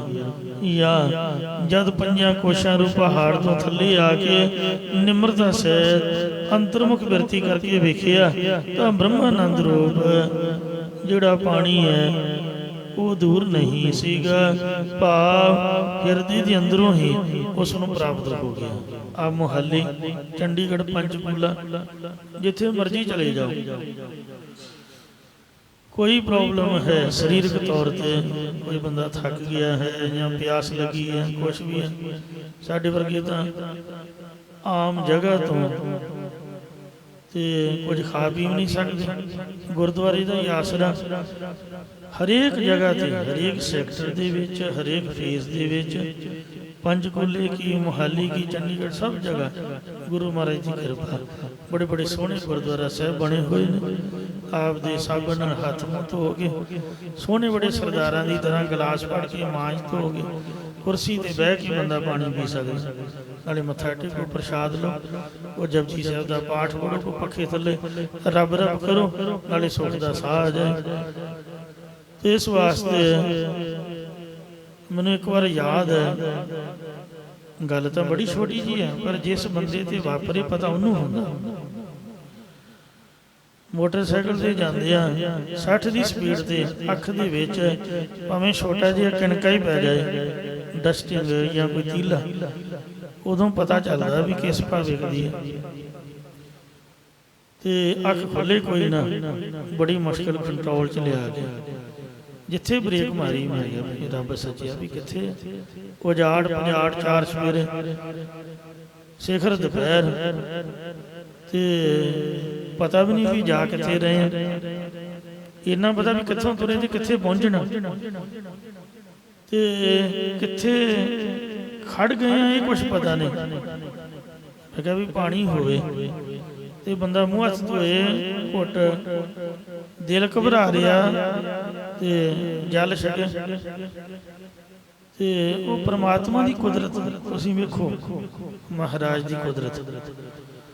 ਮੈਂ ਕਦੀ ਦਰਸ਼ਨ ਨਹੀਂ ਸੀ ਕੀਤੇ, ਸੁਣਿਆ ਤਾਂ ਸੀਗਾ ਵੀ ਅੰਬ ਸਾਹਿਬ ਗੁਰਦੁਆਰਾ ਤਰਨਤਾਰਨ ਸਾਹਿਬ ਵਾਲੇ ਬਾਬੇ ਜਗਤਾਰ ਸਿੰਘ ਨੇ ਅੰਬ ਸਾਹਿਬ ਦੀ ਸੇਵਾ ਕਰਾਈ ਤੇ ਕਾਲੀਆਂ ਨੇ ਉਹਨੂੰ ਕੱਢ ਦਿੱਤਾ, ਬੜੀ ਬੁਰੀ ਤਰ੍ਹਾਂ ਬੇਇੱਜ਼ਤੀ ਕੀਤੀ। ਤੇ ਮਹਾਂਪੁਰਖਾਂ ਤੇ ਜਿੱਥੇ ਬਹਿੰਦੇ ਉਜੜ ਤੇ ਉਹ ਵਸਾਇਓ, ਉੱਥੇ ਗੁਰਦੁਆਰਾ ਬਣਾ ਲੈਂਦੇ। ਕਹਿੰਦੇ ਬੜਾ ਸੋਹਣਾ ਉਹਨਾਂ ਨੇ ਸਥਾਨ ਲੈ ਕੇ ਗੁਰਦੁਆਰਾ ਸਾਹਿਬ ਬਣਾਇਆ ਹੋਇਆ। ਦਰਸ਼ਨ ਨਹੀਂ ਸਨ ਕੀਤੇ, ਜਦ ਅੱਖਾਂ ਖੋਲੀਆਂ ਬੜੀ ਸੋਹਣੀ ਲੋਹੜੀ ਦਰਸ਼ਨ ਹੋਏ।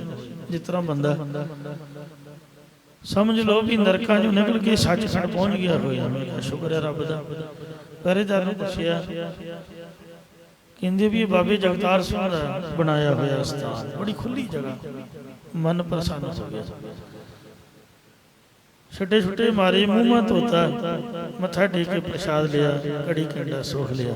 ਰੱਬ 48 ਸੈਕਟਰ ਸ਼ਹਿਰ में मोटर मार्केट जा रहा ਸੀ ਤੇ ਇਸ ਵਾਸਤੇ 24 ਘੰਟੇ ਮਹਾਰਾਜ ਦਾ ਲੰਗਰ, ਲੱਸੀ ਛਕੋ, ਜਲ ਛਕੋ, ਪ੍ਰਸ਼ਾਦਾ ਛਕੋ। ਹਰ ਬੜੇ ਸਤਿਕਾਰ ਨਾਲ ਜਿਉਂ ਆਇਆ। ਟਕਸਾਲੀ ਸਿੰਘ ਉੱਥੇ ਗ੍ਰੰਥੀ ਸਿੰਘ ਕਥਾ ਕੀਰਤਨ ਦਾ ਪ੍ਰਵਾਹ, ਅਖੰਡ ਪਾਠ ਸਾਹਿਬ, ਗੁਰਮਤਿ ਸਮਾਗਮ ਹੁੰਦੇ ਨੇ। ਤੇ ਮੇਰਾ ਸੁਭਾਅ ਹੀ ਹੈ ਵੀ ਰਾਹ ਜਾਂਦੇ ਆ ਕਿਤੇ ਗੁਰਦੁਆਰਾ ਆਏ, ਬ੍ਰੇਕ ਮਾਰ ਕੇ ਮੱਥਾ ਜ਼ਰੂਰ ਟੇਕਣਾ। ਕਿਸੇ ਪੁਲਿਸ ਵਾਲੇ ਰੋਕ ਲਿਆ, ਸਿਰ ਫਰੇ ਨੇ, ਉੱਥੇ ਵੀ ਤਾਂ 4 ਮਿੰਟ ਉਹਦੇ ਤਰਲੇ ਮਾਰਨੇ ਨੇ। ਤੋ ਮਹਾਰਾਜ ਦੇ ਚਰਨਾਂ 'ਚ ਅਰਦਾਸ ਕਰੋ। ਵਿਘਨ ਵਿਨਾਸ਼ਨ ਸਭ ਦੁੱਖ ਨਾਸ਼ਨ, ਸਤਿਗੁਰ ਨਾਮ ਦ੍ਰਿੜਾਇਆ, ਖੋਏ ਪਾਪ ਹੋਏ ਸਭ ਪਾਵਨ, ਜਦ ਨਾਨਕ ਸੁਖ ਘਰ ਆਇਆ। ਤੇ ਗੁਰੂ ਮਹਾਰਾਜ ਦਾ ਹੁਕਮ ਹੈ, ਕਿਉਂਕਿ ਸਾਡੇ ਵਰਪਾਲਾਂ ਦੇ ਕੋਲ ਚੱਬਾ ਪਿੰਡ, ਉਹ ਆਪਣਾ ਸੁਭਾਅ ਹੀ ਬਣਿਆ ਹੋਇਆ। ਚੱਬੇ ਬਾਬੇ ਨੌਧ ਸਿੰਘ ਦੀ ਸਮਾਧ ਸੜਕ ਦੇ ਉੱਪਰ, ਬਿਲਕੁਲ ਮਜਾਲ ਨਹੀਂ ਕਿਸੇ ਬੰਦੇ ਦੀ ਵੀ ਬਿਨਾਂ ਬ੍ਰੇਕ ਤੋਂ ਉੱਥੋਂ ਲੰਘ ਜਾਏ। ਬ੍ਰੇਕ ਮਾਰਨੀ ਪਊਗੀ, ਜਿਹੜਾ ਨਹੀਂ ਮਾਰੂਗਾ ਉਹ ਮੁੜ ਕੇ ਆਊਗਾ ਤੇ ਨਾਲੇ ਪੈਸੇ ਭੇਟਾ ਕਰੂ, ਨਾਲੇ ਅਰਦਾਸ ਕਰੂਗਾ, ਤਾਂ ਫਿਰ ਖਹਿੜਾ ਛੁੱਟੂਗਾ। ਇੰਨੀ ਉਹ ਜਾਰੀ ਜਗ੍ਹਾ ਹੈ, ਕਿੰਨੀ ਮਰਜ਼ੀ ਕਿਸੇ ਨੂੰ ਤੇਜ਼ੀ ਹੋਵੇ, ਉੱਥੇ ਬ੍ਰੇਕ ਮਾਰਨੀ ਪਊਗੀ ਤੇ ਨਮਸਕਾਰ ਕਰਨੀ ਪਊਗੀ। ਹੁਣ ਤਾਂ ਮਹਾਰਾਜ ਦੀ ਕਿਰਪਾ, ਸੜਕ ਦੇ ਉੱਪਰ ਹੀ ਬਾਬਿਆਂ ਨੇ ਲਹਿਰਾਂ ਬਹਿਰਾਂ ਲਾਈਆਂ ਹੋਈਆਂ ਨੇ। ਤਰਨਾ ਦਲ ਵਾਲੇ ਮਹਾਂਪੁਰਖ ਬਾਬੇ ਬਕਾਲੇ ਵਾਲੇ, ਸੋ ਉਹਨਾਂ ਮਹਾਂਪੁਰਖਾਂ ਦਾ ਉੱਥੇ ਆਸਣ ਹੈ, ਉਹਨਾਂ ਦਾ ਪ੍ਰਬੰਧ ਹੈ। ਜਲ ਪਾਣੀ, ਲੰਗਰ ਪਾਣੀ, ਸਮੂਹ ਸੰਗਤਾਂ ਨੂੰ ਸੁੱਖ ਦੇ ਨਾਲ, ਟਰੱਕਾਂ ਵਾਲਿਆਂ ਲਈ ਬਹੁਤ ਜ਼ਿਆਦੀਆਂ ਸਹੂਲਤਾਂ ਨੇ। ਤੇ ਇਸ ਲਈ ਮੱਥਾ ਟੇਕਣ ਦੇ ਨਾਲ ਮੈਂ ਹਿਸਾਬ ਲਾਇਆ, ਜੀਟੀ ਰੋਡ ਤੇ ਹਾਈਵੇ ਤੇ ਜਾਂਦੇ ਆ ਤੇ ਉਹ ਲੇ ਆਊਟ ਹੁੰਦਾ ਹੈ, ਜਿਹੜਾ ਬੱਸਾਂ ਵਾਲਿਆਂ ਨੇ ਬਣਾਇਆ ਹੁੰਦਾ। ਬਾਹਰਲੀਆਂ ਕੰਟਰੀਆਂ ਦਾ ਇਹ ਪੱਕਾ ਕਾਨੂੰਨ ਹੈ ਵੀ ਤੁਸੀਂ 100 ਕਿਲੋਮੀਟਰ ਜਾਂ 60 ਕਿਲੋਮੀਟਰ ਚੱਲ ਪਏ ਹੋ ਜਾਂ 2-4 ਘੰਟੇ ਤੁਸੀਂ ਚੱਲੇ ਹੋ ਤਾਂ ਬ੍ਰੇਕ ਜ਼ਰੂਰ ਮਾਰੋ। ਬ੍ਰੇਕ ਮਾਰ ਕੇ ਆਪਦੀ ਗੱਡੀ ਨੂੰ ਪਾਸੇ ਲਾ ਕੇ, ਮੂੰਹ ਧੋ ਕੇ, ਟਾਇਰਾਂ ਟੂਰਾਂ ਨੂੰ ਚੈੱਕ ਕਰੋ, ਔਰ ਆਪਦੀ ਲੌਗ ਬੁੱਕ ਨੂੰ ਭਰੋ। ਔਰ ਘੱਟੋ ਘੱਟ 10 ਜਾਂ 15 ਮਿੰਟ ਦੀ ਲੌਗ ਬੁੱਕ ਦੇ ਵਿੱਚ ਤੁਹਾਡੀ ਸਟੇ ਹੋਣੀ ਚਾਹੀਦੀ, ਬ੍ਰੇਕ ਹੋਣੀ ਚਾਹੀਦੀ। ਤੇ ਕਿੰਨਾ ਚੰਗਾ ਹੋਏ ਵੀ ਆਪਾਂ ਨਾਲਾ ਸਰੀਰ ਰਿਲੈਕਸ ਹੋ ਜਾਏ ਤੇ ਗੁਰੂ ਘਰ ਮੱਥਾ ਟੇਕਿਆ ਜਾਏ, ਨਾਲੇ ਮਹਾਰਾਜ ਦੇ ਚਰਨਾਂ 'ਚ ਹਾਜ਼ਰੀ ਭਰੀ ਜਾਏ। ਸੋ ਇਸ ਵਾਸਤੇ ਸਾਹਿਬ ਕਥਨ ਕਰਦੇ ਨੇ ਕਿ ਜਦ ਵੀ ਤੁਹਾਨੂੰ ਕੋਈ ਪਿਆਸ ਸਾਧਕ ਦੀ ਹਾਜਤ ਹੋਵੇ ਤਾਂ ਜੇ ਕੋਈ ਨਾ ਜਾਣਕਾਰ ਹੋਈਏ ਤਾਂ ਕਿਸੇ ਨੂੰ ਆਵਾਜ਼ ਮਾਰ ਕੇ ਪੁੱਛ ਲਈਓ, ਤੁਹਾਨੂੰ ਦੱਸ ਦੇਗਾ ਭਾਈ ਫਲਾਣੀ ਜਗ੍ਹਾ ਤੇ ਪਾਣੀ ਹੈ ਤੇ ਉੱਥੋਂ ਤੋਂ ਪਾਣੀ ਪੀ ਕੇ ਆਪਦੀ ਪਿਆਸ ਨੂੰ ਬੁਝਾ ਸਕਦਾ ਹੈ। ਇਸੇ ਪ੍ਰਕਾਰ ਇੱਕ ਦ੍ਰਿਸ਼ਟਾਂਤ ਹੈ, ਦਾ ਦ੍ਰਿਸ਼ਟਾਂਤ ਸਰਵਣ ਕਰੋ। ਗਰਵਾਸ ਤਿਖਾ ਕਣੀ, ਕਾਮ ਕ੍ਰੋਧ ਰੂਪੀ ਪਹਾੜ ਨੇ। ਇਹਨਾਂ ਪਹਾੜਾਂ ਕਾਮ ਕ੍ਰੋਧ ਦੇ ਉੱਪਰ ਜੀਵ ਦਾ ਵਾਸਾ ਹੋ ਰਿਹਾ ਹੈ ਤੇ ਜੀਵ ਨੂੰ ਪਦਾਰਥਾਂ ਦੀ ਤ੍ਰਿਸ਼ਨਾ ਦੀ ਕਣੀ ਬਹੁਤੀ ਪਿਆਸ ਲੱਗ ਰਹੀ ਹੈ। ਜਾਂ ਵਿਸ਼ੇ ਭੋਗਣ ਦੀ ਬਹੁਤੀ ਪਿਆਸ ਲੱਗ ਰਹੀ ਹੈ, ਜਿਸ ਵਕਤ ਜਬ ਦੇਖਾ ਨਹੀਂ ਦੂਰ ਜਦ ਜੀਵ ਨੇ ਕਾਮੀ ਕ੍ਰੋਧੀ ਪੁਰਖਾਂ ਦੀ ਕੁਸੰਗਤ ਛੱਡ ਕੇ ਨਿਮਰਤਾ ਦੇ ਸਹਿਤ ਸਤ ਸੰਗਤ 'ਚ ਜਾ ਕੇ ਵੇਖਣਾ ਕੀਤਾ, ਤਾਂ ਫਿਰ ਸਾਰੀਆਂ ਤ੍ਰੇਹਾਂ ਨੂੰ ਮਿਟਣ ਵਾਲਾ ਅੰਮ੍ਰਿਤ ਨਾਮ ਮਿਲ ਗਿਆ। ਤੇ ਇਸੇ ਪ੍ਰਕਾਰ ਡੂਗਰ ਵਾਸ ਦਿਖਾ ਕਣੀ। ਇਹ ਜਦੋਂ ਬੰਦਾ ਪਹਾੜੀ ਤੇ ਚੜਿਆ ਹੋਏ ਪਤਾ ਉਦੋਂ ਲੱਗਦਾ ਹੈ ਕਿ ਪਿਆਸ ਕਿੰਨਾ ਜਾਨ ਕੱਢਦੀ ਹੈ। ਜਦ 5 ਕੋਸ਼ਾਂ ਰੂਪੀ ਪਹਾੜ ਤੇ ਚੜਿਆ ਬੰਦਾ ਪਿਆਸ ਨਾਲ ਮਰਦਾ, ਇਹ ਤੋਂ ਥੱਲੇ ਆ ਕੇ ਨਿਮਰਤਾ ਸਹਿਤ ਅੰਤਰਮੁਖ ਬਿਰਤੀ ਕਰਕੇ ਉਹਨੇ ਵੇਖਿਆ ਜਬ ਦੇਖਾ ਨਹੀਂ ਦੂਰ ਬ੍ਰਹਮਾਨੰਦ ਰੂਪ ਪਾਣੀ ਦੂਰ ਨਹੀਂ ਹੈ, ਭਾਵ ਹਿਰਦੇ ਦੇ ਅੰਦਰੋਂ ਹੀ ਪ੍ਰਾਪਤ ਹੋ ਗਿਆ ਹੈ। ਦਿਖਾਣੇ ਵਾਰੀ ਸ਼ਬਦ ਮਨ ਗੁਰੂ ਸਾਹਿਬ ਜੀ ਦੇ ਸ਼ਬਦ ਉਪਦੇਸ਼ ਨੂੰ ਮੰਨਣ ਕਰਕੇ ਜਨਮਾਂ ਜਨਮਾਂਤਰਾਂ ਦੀ ਤ੍ਰਿਸ਼ਨਾ ਰੂਪ ਤ੍ਰੇ ਨਿਵਰਤ ਹੋ ਜਾਂਦੀ ਹੈ, ਜਾਂ ਸ਼ਬਦ ਬ੍ਰਹਮ ਦੇ ਮੰਨਣ ਕਰਨ ਵਿੱਚ ਜੁੜਨੇ ਕਰਕੇ ਤ੍ਰਿਸ਼ਨਾ ਰੂਪ ਤ੍ਰੇ ਨਿਵਰਤ ਹੋ ਜਾਂਦੀ ਹੈ। ਅੰਮ੍ਰਿਤ ਪੀਆ ਭਰਪੂਰ ਜਦ ਗੁਰਾਂ ਦੁਆਰਾ ਨਾਮ ਅੰਮ੍ਰਿਤ ਜਾਂ ਬ੍ਰਹਮਾਨੰਦ ਰੂਪ ਅੰਮ੍ਰਿਤ ਪੀਣਾ ਕੀਤਾ, ਤਦ ਪਰਮੇਸ਼ਰ ਨੂੰ ਸਾਰੇ ਪਰਿਪੂਰਨ ਵਿਆਪਕ ਵੇਖ ਲਿਆ। ਦੇਹ ਦੇਹ ਆਖਾ ਸਭ ਕੋਈ ਸਾਰੇ ਕੋਈ ਇਹੋ ਆਂਦੇ ਨੇ ਕਿ ਮੈਨੂੰ ਸੁਖ ਦਿਓ, ਮੇਰੇ ਤਾਈਂ ਦੁੱਖ ਦੀ ਨਿਵਰਤੀ ਕਰ ਦਿਓ। ਜਾਂ NRI ਸੱਜਣਾ ਦੀ ਵਰਡਿੰਗ ਮੈਂ ਸੁਣੀ ਹੈ, ਸਾਨੂੰ ਬੜਿਆਂ ਨੇ ਪੁੱਛਣਾ ਟੋਣਾ ਬਾਬਾ ਜੀ ਕੋਈ ਚੀਜ਼ ਚਾਹੀਦੀ ਹੈ, ਲੋਕਾਂ ਦਾ ਸੁਭਾਅ ਹੁੰਦਾ। ਸਾਡੀ ਕਲਾਸ ਦੁਨੀਆ ਦੀ ਨਿਗਾਹ 'ਚ ਮੰਗਤਿਆਂ ਵਾਲੀ ਮੰਨੀ, ਮੈਨੂੰ ਮਾਫ ਕਰਨਾ। ਤੇ ਸਾਨੂੰ ਮਹਾਂਪੁਰਖਾਂ ਸਮਝਾਇਆ, ਜਿਸ ਤਰ੍ਹਾਂ ਮਾਂ ਸਮਝਾ ਕੇ ਤੋਰਦੀ ਹੈ, ਇਉਂ ਉਸਤਾਦਾਂ ਨੇ ਬਾਬਾ ਜੀ ਨੇ ਸਮਝਾ ਕੇ ਤੋਰਨਾ। ਬੜੀਆਂ ਗੱਲਾਂ ਦੁਨੀਆ ਨੇ ਟੋਣਾ, ਉਹ ਚੀਜ਼ ਲੈ ਦੀ ਹੈ, ਆਹ ਲੈ ਦੀ ਹੈ, ਫਲਾਣੀ ਜਗ੍ਹਾ ਚੱਲੀ ਹੈ, ਆਹ ਚੀਜ਼ ਚਾਹੀਦੀ ਹੈ, ਬਾਅਦ 'ਚ ਦੂਜਿਆਂ ਨੂੰ ਕਹਿਣਾ ਵੀ ਫਲਾਣਾ ਇਸ ਤਰ੍ਹਾਂ ਸੀ ਉਸ ਤਰ੍ਹਾਂ ਸੀ। ਇਸ ਲਈ ਹੱਥ ਜੋੜ ਕੇ ਮਾਫੀ ਮੰਗ ਲਈ ਵੀ ਗੁਰੂ ਘਰ ਜਿੰਦਾਬਾਦ, ਇੱਥੇ ਆਪਾਂ ਸੁਖੀ ਹਾਂ ਭਾਈ। NRI ਸੱਜਣਾ ਦੀ ਵਰਡਿੰਗ ਹੈ ਵੀ ਜੇ ਤਾਂ ਸਾਡੇ ਕੋਲ ਕੋਈ ਆਏ ਤੇ ਤਾਂ ਵੀ ਚਾਹੁੰਦਾ ਹੈ ਵੀ ਸਾਨੂੰ ਕੋਈ ਦੇਵੇ, ਮਤਲਬ ਬਾਹਰਲੇ ਬੰਦੇ ਨੇ। ਜਦ ਅਸੀਂ ਕਿਸੇ ਕੋਲ ਜਾਂਦੇ ਆ ਤੇ ਤਾਂ ਵੀ ਚਾਹੁੰਦੇ ਨੇ ਵੀ ਲੈ ਕੇ ਕੀ ਆਏ ਨੇ। ਤੇ ਇਸ ਲਈ ਜੇ ਕੋਈ ਪੁੱਛੇ ਵੀ ਹੱਥ ਹੀ ਜੋੜ ਦੇਈਦੇ ਵੀ ਕਿਸੇ ਚੀਜ਼ ਦੀ ਲੋੜ ਨਹੀਂ ਹੈ, ਇੱਥੇ ਸਭ ਕੁਝ ਮਿਲ ਜਾਂਦਾ। ਚੰਡੀਗੜ੍ਹ ਜਾਓ, ਕਿਸੇ ਨੇ ਮਾਣ ਝਾਕਿਆ ਤਾਂ ਫਿਰ ਜੀ ਇੰਡੀਆ ਜਿਸ ਤਰ੍ਹਾਂ, ਇੰਡੀਆ 'ਚ ਉਸ ਤਰ੍ਹਾਂ। ਮੈਂ ਕਿਹਾ ਦੱਸ ਕਿਸ ਤਰ੍ਹਾਂ, ਕੀ ਚਾਹੀਦਾ ਤੈਨੂੰ? ਘੜੀ ਚਾਹੀਦੀ ਹੈ। ਮੈਂ ਕਿਹਾ ਚੱਲ, ਫੋਟੋ ਲਾ ਕੇ ਭੇਜੀ, 2.5 ਲੱਖ ਦੀ ਸ਼ੁਰੂਆਤ ਹੈ। ਮੈਂ ਕਿਹਾ ਇਸ ਵਕਤ ਲੰਚ ਹੈ 1 ਤੋਂ 3 18 ਸੈਕਟਰ ਘੜੀਆਂ ਦਾ ਸ਼ੋਰੂਮ ਹੈ।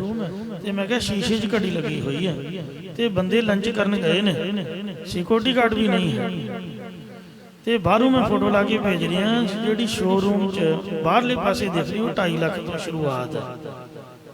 ਤੇ ਜੇ ਕਹੇ ਵੀ ਅੰਦਰ ਵੜ ਕੇ 3 ਵਜੇ ਮੈਂ ਪੁੱਛ ਲਵਾਂ, ਕਹਿੰਦੇ ਪੁੱਛੀ। ਮੈਂ ਕਿਹਾ ਵੀ ਜਿਹੜੀ ਨਾਰਮਲ ਤੈਨੂੰ ਚਾਹੀਦੀ 7 ਲੱਖ ਤੋਂ ਹੈ। ਤੇ ਉਹ ਭਲਿਆ ਮਾਨਸਾ ਕਿਉਂ ਐਵੇਂ 7 ਲੱਖ ਦੀ ਘੜੀ ਕਦੇ ਬਾਥਰੂਮ 'ਚ ਰਹਿ ਗਈ, ਫਿਰ ਹਾਰਟ ਅਟੈਕ ਨਾਲ ਬੰਦਾ ਦੁਖੀ ਹੋਊਗਾ। ਇਹਦੇ ਨੂੰ ਬੰਦਾ ਪਲਾਟ ਲੈ ਕੋਈ ਆਪਦੀ ਜਗ੍ਹਾ ਘਰ ਬਾਹਰ ਬਣਾਏ, ਘੜੀ ਤੋਂ ਤੈਨੂੰ ਅੰਮ੍ਰਿਤਸਰੋਂ 1200 ਦੀ ਘੜੀ ਬੜੀ ਸੋਹਣੀ ਉਹਨੂੰ ਲੈ ਕੇ ਦਿੱਤੀ। ਮਿਲ ਸਭ ਕੁਝ ਜਾਂਦਾ ਤੇ ਪਰ ਬੰਦਾ ਖਰਚਣ ਵਾਲਾ ਹੋਣਾ ਚਾਹੀਦਾ।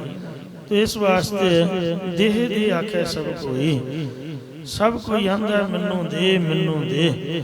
ਜੇ ਤੁਸੀਂ ਆਉਂਦੇ ਹੋ ਤਾਂ ਸਾਡੇ ਲਈ ਕੀ ਲੈ ਕੇ ਆਏ ਹੋ, ਸਾਨੂੰ ਕੀ ਦੇ ਰਹੇ ਹੋ? ਤੇ ਜਦ ਅਸੀਂ ਕਿਸੇ ਕੋਲ ਜਾਂਦੇ ਆ ਤੇ ਤੁਸੀਂ ਬਾਹਰਲੇ ਲੋਕ ਹੋ, ਸਾਨੂੰ ਕੀ ਗਿਫਟ ਦਿੰਦੇ ਹੋ? ਇਉਂ ਸੁਭਾਅ ਨਹੀਂ ਹੋਣਾ ਚਾਹੀਦਾ।